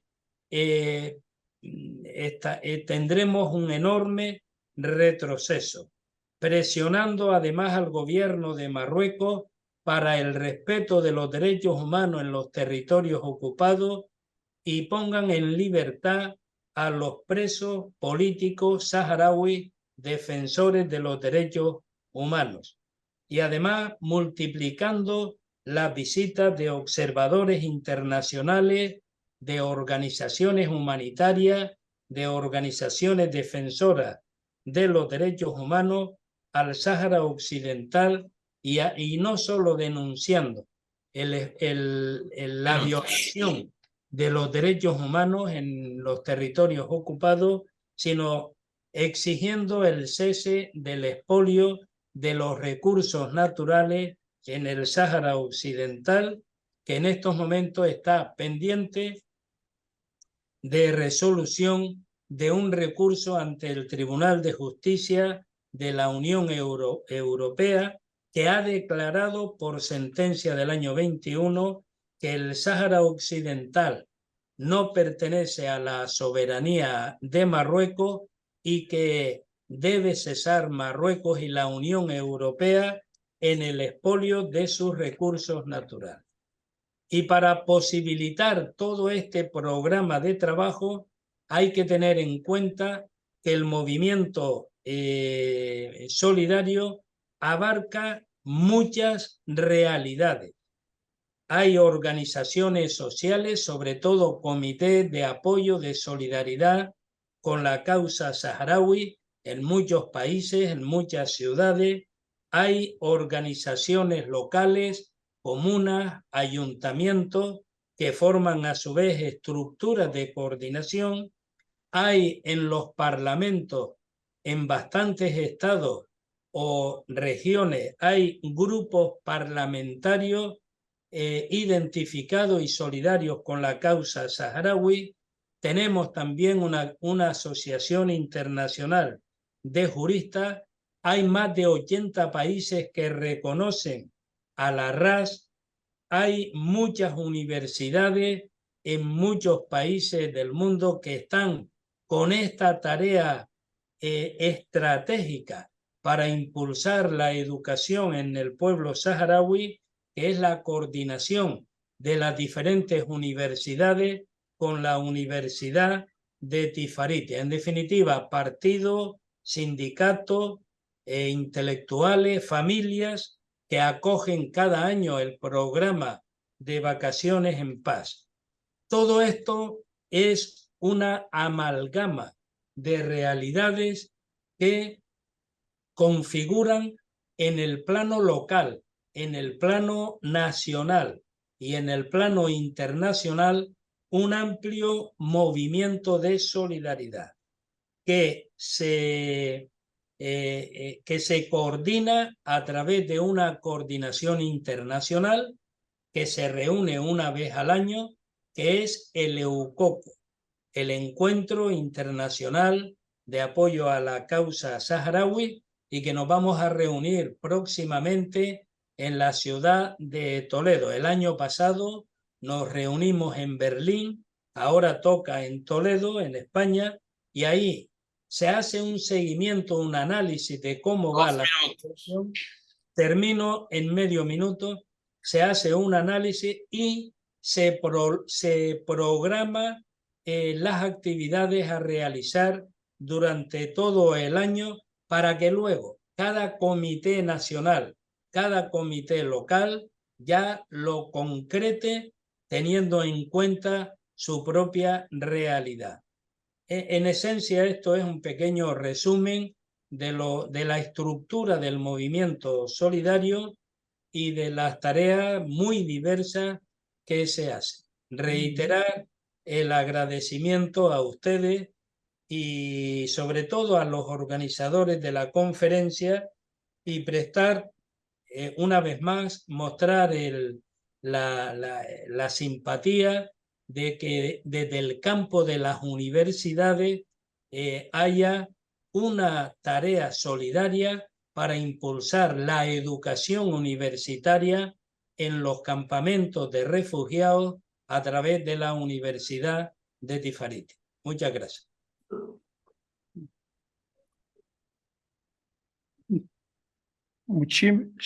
Muchísimas gracias, señor Carmelo. El movimiento solidario y por el rol que está llevando, tanto al nivel político, y es lo más importante, como a nivel de ayuda humanitaria, como en la defensa de derechos humanos, como las actividades que hacen para que se pare el expolio de los recursos naturales del Sáhara Occidental. Otra vez, os agradecemos por vuestra intervención. ¿Hemos terminado? No. Sí. Antes de terminar, pues, Sí. Deepak, el último conferencista, Deepak Kumar Bashar, no lo está. Portanto, no podemos hacer esta comunicación. Descolonización. Pero habíamos entrado en la sección de debate. Quien quiser hacer preguntas, esté a vontade. So, Deepak Kumar is not here. We cannot, will not be able to wait for the, he will not be able to present. So we'll pass directly into the section of the debate. So the floor is open for questions. Anyone who wants to ask, please come forward. Y bueno, pues como 15 minutos a debatir después de las cuestiones que se han planteado. No questions? ¿Ninguna pregunta? I have a question for Juan Carlos, if I may.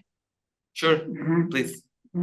Juan Carlos, ¿nos puede decir si es posible pedir los libros en línea o cómo podemos comprobar? Sí, si me puedes escribir un correo, me mandas tu dirección, por favor. Bueno, voy a hacerlo, gracias. Gracias, Ana. Y con Carmelo ya hablaré con Esther cuando vuelva. Muy bien, muchas gracias. Gracias a vosotros.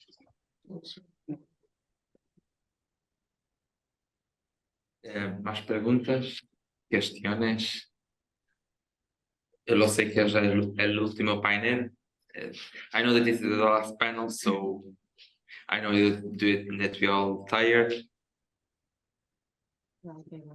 So if there is no questions, I would ask Professor Maciel to join the table, but he's not here as well.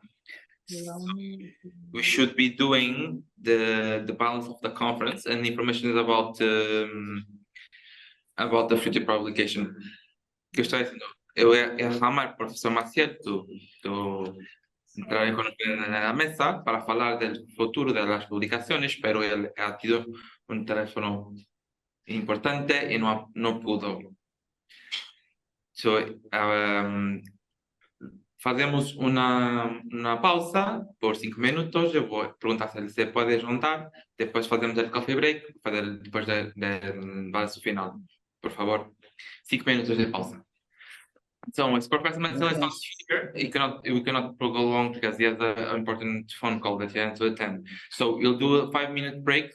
After that, we'll do the final balance of the conference, and we'll end the conference after that with the last 2 videos that are in the program. So please, a 5-minute break. Gracias. En 5 minutos hay 2 presentaciones, una de y la otra documental, y ya después se clausura para... Okay. Let's last call for attention.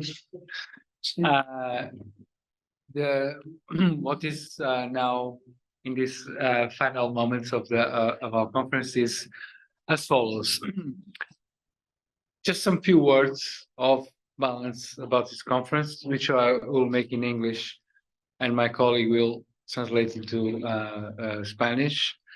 And then we shall have the final words of the Dean of the Tifariti University, Professor Jatari. And then after the conference is closed, we shall have the display of a 15-minute video sent by a student of Botswana who enrolled herself for this conference, but throughout this video. And so about this conference, I would like, first of all, to thank all the participants, either those who with paper and those who participate in the debates, first of all. I'm speaking on behalf of the Tifariti University and of course the African Studies Center. I would also like to thank the faculty who once again gave us the facilities of this building. Although I have to make a remark that for the first time we did not have official representation of the boards of Faculdade here. It still remains to be seen what is the real motive for that, and I don't want to comment. Second, I would like to say that this was a successful conference quantitatively. I'm not judging the contents, but we had more than 20 papers, and so the missing ones, because of technical failures, were relatively small. I'd like to say also that this conference, the materials will have a publication format. It's still to be decided which, but as usually we publish the results, the outcomes of this conference, and this is related to the let's say the final, one of the ultimate goals of this conference, which is to also frame a work session which will be held tomorrow, and which will gather the people, that the researchers, the scholars, and other public parts of the public who would like to discuss the international cooperation with the Tifariti University Research Center. So this point of the publication will also be included there, because in this agenda for tomorrow we shall have the sort of organization of the research center, its priority goals, the way international cooperation can help them achieve these goals, and in one of those items is precisely the editing of a scientific journal of the university.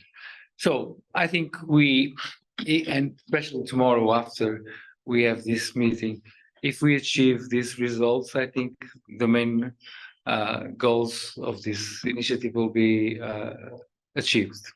Thank you very much once again. Lo voy a intentar traducir todo la conferencia ha sido un éxito. Tivemos más de 20 participaciones con pares científicos, con artigos científicos. Apesar das dificuldades técnicas que tivemos, foi uma muy buena discusión. A decir que los artículos científicos de hoy, del coloquio, serán publicados. Nosotros ainda no sabemos a dónde que va a ser. ¿Por qué? Como el profesor Marcelo ha dicho, mañana teremos una working session, una sesión de trabajo con personas ilustres, conferencistas, científicos, para decidir cómo se vamos a organizar el CEAUP, que es el Centro de Investigación de la Universidad de Tifariti. Y uno de los puntos de trabajo es la discusión de una revista científica del centro. Por eso, nosotros no lo sabemos si vamos a publicar en Africana Studia o si esta va a ser la primera publicación del CEAUP. Pero agradecer la facultad. Nosotros agradecemos a la facultad por ter cedido las instalaciones, pero notamos que para la primera vez en nuestra historia no tivemos ni un representante de la dirección para abrir la sección o cerrar la sesión. Gracias a todos, fue un muy buen trabajo. Y le paso la palabra al profesor Hatari, tú finalizar. Muchísimas gracias. En primer lugar, quiero agradecer otra vez el Centro de Estudios Africanos de la Universidad de Porto, que nos está acompañando de muchos años, no solamente en esta conferencia. Y con este centro estamos avanzando mucho precisamente en crear la plataforma electrónica del Centro de Investigación de la Universidad de Tifariti. Va a ser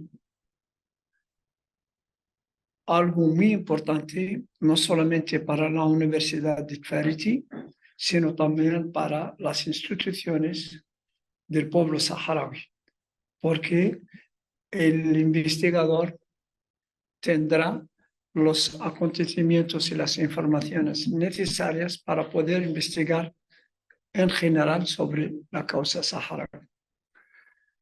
La conferencia 50 años de descolonización del Sahara Occidental ha sido un triunfo y ha sido un éxito por los temas que hemos tratado, y verdaderamente va a ser temas importantes ya sabéis que hemos dicho antes que estamos trabajando en el Comité Nacional de la Escritura y el Registro de la Historia Saharaui.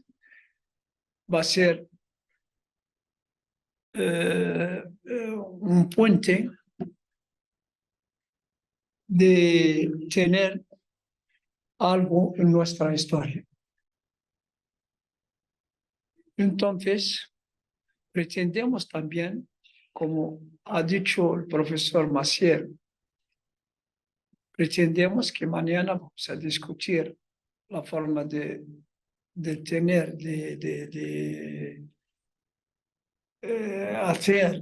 demostrar al mundo intelectual la primera revista científica de la Universidad de Tifariti. Y creo que los temas que hemos discutido aquí van a ser una base de esta revista. Gracias otra vez. Yo también agradezco a la Facultad de Letras que nos ha prestado todo, o sea que hemos tenido buen trabajo en su sala, en diferentes sitios de esa facultad. Y lo que deseamos que en el futuro hacer un convenio con la Universidad de Porto, como más de 70 universidades en el mundo que tenemos convenio con ella. Y esperamos que la Universidad de Porto será la primera universidad que firme con nosotros un convenio de cooperación. Muchísimas gracias y buen viaje a todos.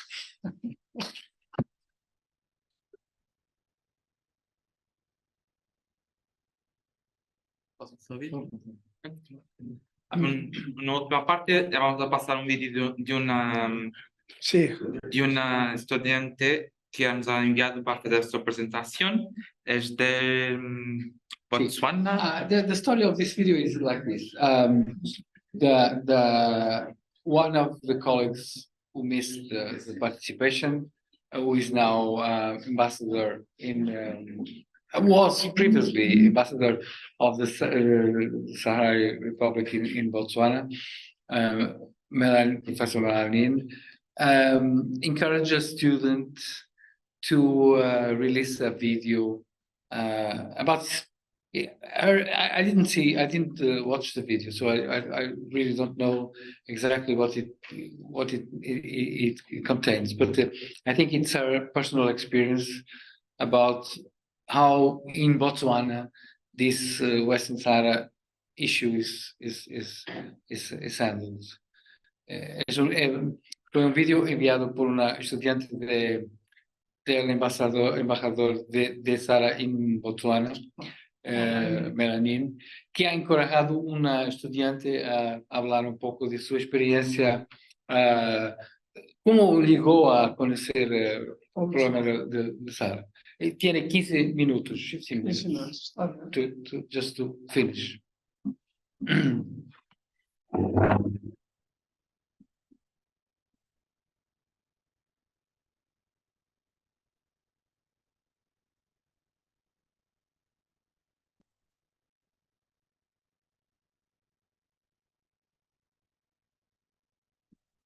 Tem que partilhar, gostava de fazer. Aqui está o vídeo. Ok. Opa. Sorry, can I thought before you start with that, now we have been talking 2 days on the 50 years of decolonization. I don't know who will give us some kind of indication. Now we are entering in a different global order, especially the war in Palestine. As we know, the end of the Cold War has opened a new opportunities for some of national liberation movements. Now we also are entering into a new kind of world order. And we have seen from some Western powers, the latest news I saw was the Deputy Prime Minister of Belgium will recognize the independence of Palestine. And I know Palestine and Polisario, the Western Sahara, has been connected in some ways, especially the Morocco-Israeli relationship, and then both has been very influential in the OL. Now, that is also open for Polisario. At least in my understanding, the war in Palestine will be either breaking or making. Probably after all this horrific price which is being paid by Palestinians, probably that will open for the end of occupation and independence of Palestine. Is there any one of you who can give us what kind of message or indication will give to the struggle of Western Sahara for decolonization? I don't know, just about it.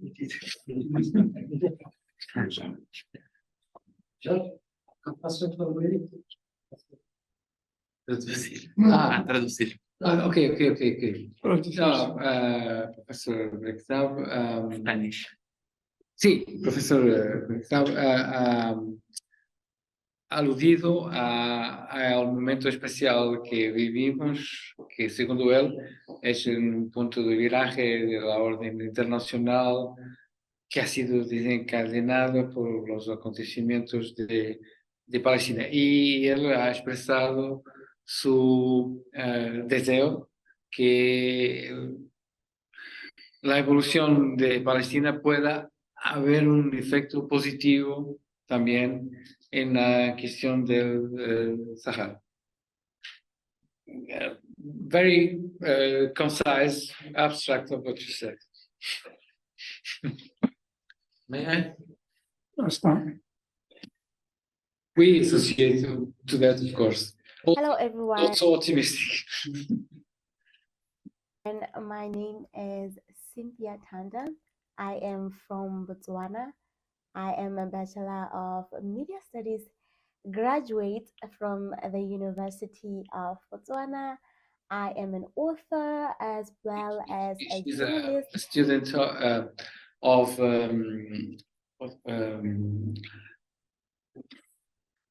é estudante de quê? Que ela disse? De licenciatura. Sim, mas de quê? Of Media Studies Graduate. Mediáticos. Estudos de mídia. Mídia. Comunicação em mídia. Comunicação em mídia. From the University of Botswana. I am an author as well as a journalist for the Pan-African online publication. You can, of course, check our website, the Pan-African online publication, in which we share so many stories about what's happening in the world, and we are really trying to reclaim our roots by sharing, of course, things that are happening in Africa. We are trying to make people, the world, as well as our fellow Africans, to be aware of things that are happening in Africa.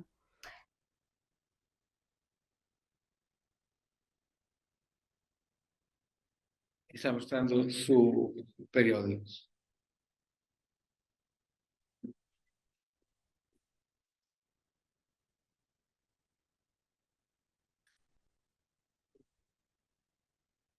So yes, my name is Cynthia, and I am honored to be part of this conference. I am grateful and I appreciate you guys having me here.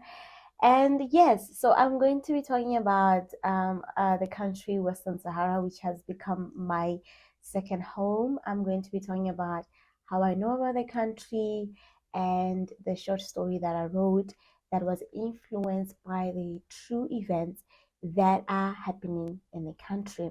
So I came to know about the country of Western Sahara in 2021. And back then, I didn't know there was a country called Western Sahara. Se interesó, está explicando cómo se interesó por el Sahara Occidental. Fue un asunto que ela empezó a estudiar en 2021. I didn't know there was colonization, that's happening at this day and age. To me, colonization is something of history, something that I've learned in history. So I didn't know that it still exists. But anyway, for me to learn about the country of Western Sahara, I was visiting my vice chancellor. I was going to his office. He was purchasing my book. I had written a book and I was going to deliver the book at his office, and that's where I met. Ela estaba escribiendo un libro y fue su orientador que le ha hablado de esto. The ambassador, His Excellency Mr. Lakal, who is an amazing person, by the way. He taught me so much about the country of Western Sahara. It's through him that I learned about this country, and it's just through him that I'm here today talking about this amazing country. Y después tuve informaciones del embajador que hablábamos, Melanie. So yes, I met the ambassador there, the ambassador Lakal. I met him there, and he told me about this country. He told me I'm an ambassador from Western Sahara, and I was shocked. I was like, Western Sahara, where is that? And he told me, No sabía dónde era. A country. We are here in Africa. We are Africans. And I was like, I have never heard about that country. I've heard of a couple of countries. I don't know a lot, but I'm sure I know I know many countries in Africa, and yours I don't know. And he told me, yeah, it's because we're still under colonization. So a lot of people may not know about the country, but it does exist.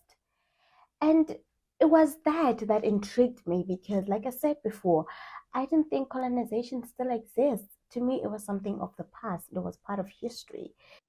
No sabía que los problemas de descolonización seguían continuando, ocorrendo. Creía que era algo del pasado. So I started learning more about it, their culture. I even visited the embassy, just to learn more about what's going on in Western Sahara, and how we may be of help, and how I may be of help. I was a student back then, but that did not stop me, because I already knew that I could help in some way. I was already doing a journalism course. I was part of the school newspaper. So I knew I could write something about Western Sahara to get the people at the university to know about it. And I remember even telling my my supervisor and my HOD, and then he was not even aware there was a country called Western Sahara. And I told him I want to write a story about Western Sahara, and he gave me a go ahead, even though he didn't know that the country existed. But of course, I interviewed the ambassador, I interviewed some of my colleagues at the university, I interviewed even the refugees in Western Sahara. I managed to interview a few, and then we wrote the story, Africa is only free when Western Sahara is, which is true, guys. Africa is only free if all the African countries are free and they are independent and they can make their own decisions. That's when Africa is free. For now, we are not free. We are still battling a lot.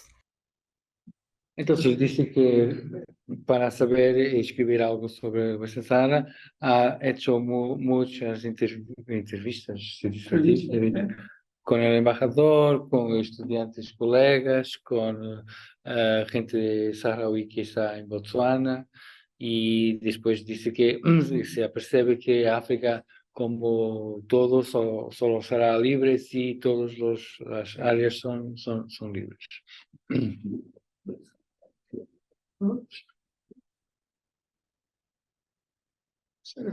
So yeah, and then I wrote that story with one of my classmates, of course, and we published in the school newspaper, and it was distributed in the school, shared, all over. There was an amazing feeling. But as I was saying, learning about Western Sahara is so much more to learn. It's not like you take a class one day and you're good to go. No, it's so much to unpack. They have this amazing culture, of course. And I got to also represent the country during Africa Day, which was held in 2022. Yeah, 2022. I was part of the Western Sahara. I was a Sahrawi. I was a Sahrawi. I wore that cloth. I was representing this amazing country. Like I said, it's now my second home. So I got to represent. Estaba en el Día de África, hicieron una manifestación y ella se representó el Sahara Occidental, que considera como su segundo país.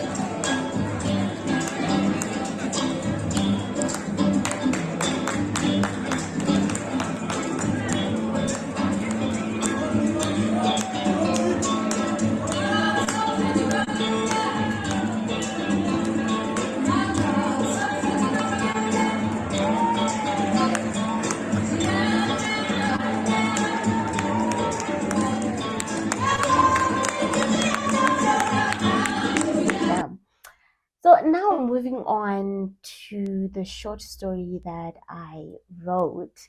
the short story that I wrote for this organization called ECO.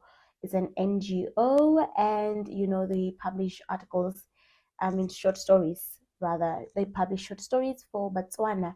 So I decided I will write a short story because it's not everybody that read news. Some people really do not read articles or news like that.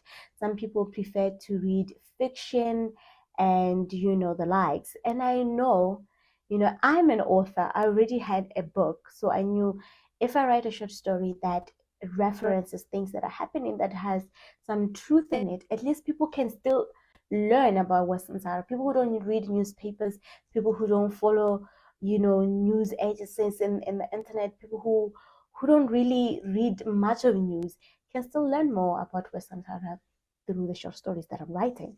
So I decided to write a short story. It's called the title, I'm looking for the title. The title is called My Home, Your Home.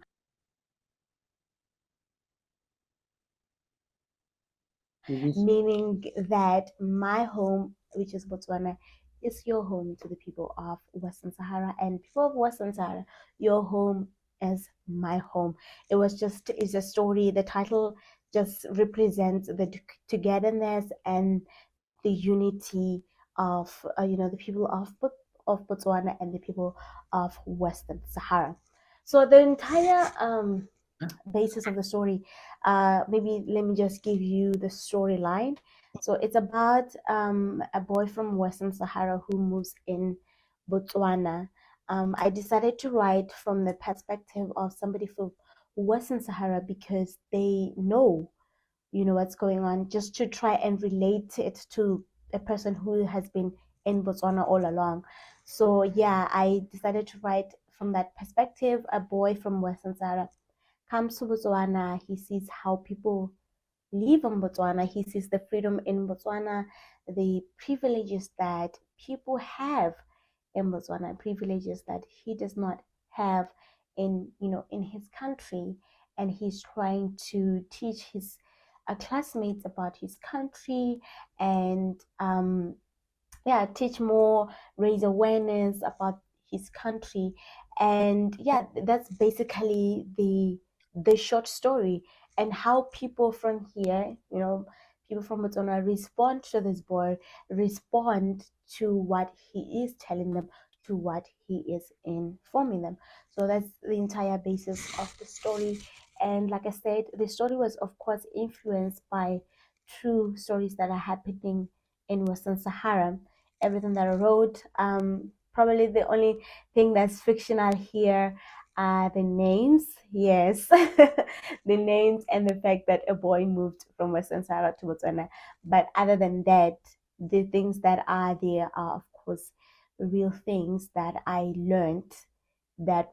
Escribí un cuento imaginando la historia de un chico que va de Botswana, de Sahara a Botswana. Dice que aparte el nombre, todo el resto es verídico y se basea en los testimonios que ha entendido en las entrevistas. Were happening in Western Sahara. So of course, I still have the story. It was published in 2022 and was issue 6 of the Botswana, and I have it as PDF. So if anybody is interested in reading the short story, of course you can email me at cynthiamachaka@gmail.com. I'll make sure to share my email down there. Yes, you can email me there, and just email you asking for a short story. I will share the PDF with you. This short story is for people all over the world to read. It's not to be bought. It's just to be shared, to raise awareness so that people know, and also for the people of Western Sahara to know that we stand with them. I stand with them. I am wishing for you guys to have freedom. Everybody, like I said, everybody deserves to have their own freedom. People deserve to be free, to be independent, to do what's good for their own country. And as Africans, we have to stand with other Africans. We can't keep on watching while others are suffering and we are saying, it does not concern me, it's not my problem. It is your problem. It's happening in your continent. So of course it is your problem. So yes, so I wrote this short story. It had a good reception. A few people loved it, you know, people learned about the country. I've been interviewed in radio stations, just, you know, talking about the story and just sharing my experiences with the people of Western Sahara and, you know, the embassy, because we already have an embassy of Western Sahara in Botswana. And I really hope and pray that the people of Western Sahara get their own freedom. And, you know, I also hope that, you know, one day I do visit this amazing country. I haven't been there, but I'm hopeful I'm going to be there one day. You know, one day is one day. One day might be next year, but I do hope to visit this amazing country and to also continue spreading awareness. And you know, I hope everybody just joins in and spreading awareness about this amazing country. And like I said, they deserve their own freedom, they deserve their own independence. And, you know, let us work together in helping them have that. You know, they're not asking a lot, guys. It's just this tiny thing, like freedom. That's it. So yes, I really do pray and hope that they get that soon. I hope they get that soon. But anyway, thank you guys for listening, and I hope to share more. I hope to share more. I'll continue to write more. And like I said, you can email me at cynthia.machaka@gmail.com. Make sure to check our website, the Pan-Africanist online publication. You will find some of my articles there. You can read my articles, some of the articles that are written there, and, you know, any article that we are publishing, you can just always check our website to just be informed, to be aware of things that are happening in the world, things that are happening in Africa.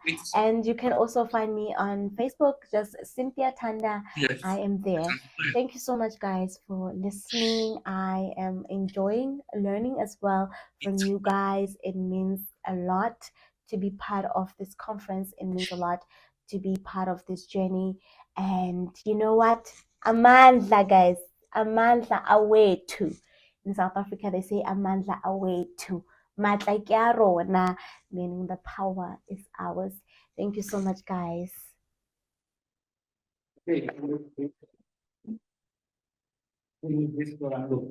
Communications. Puedes usar para comunicaciones en inglés.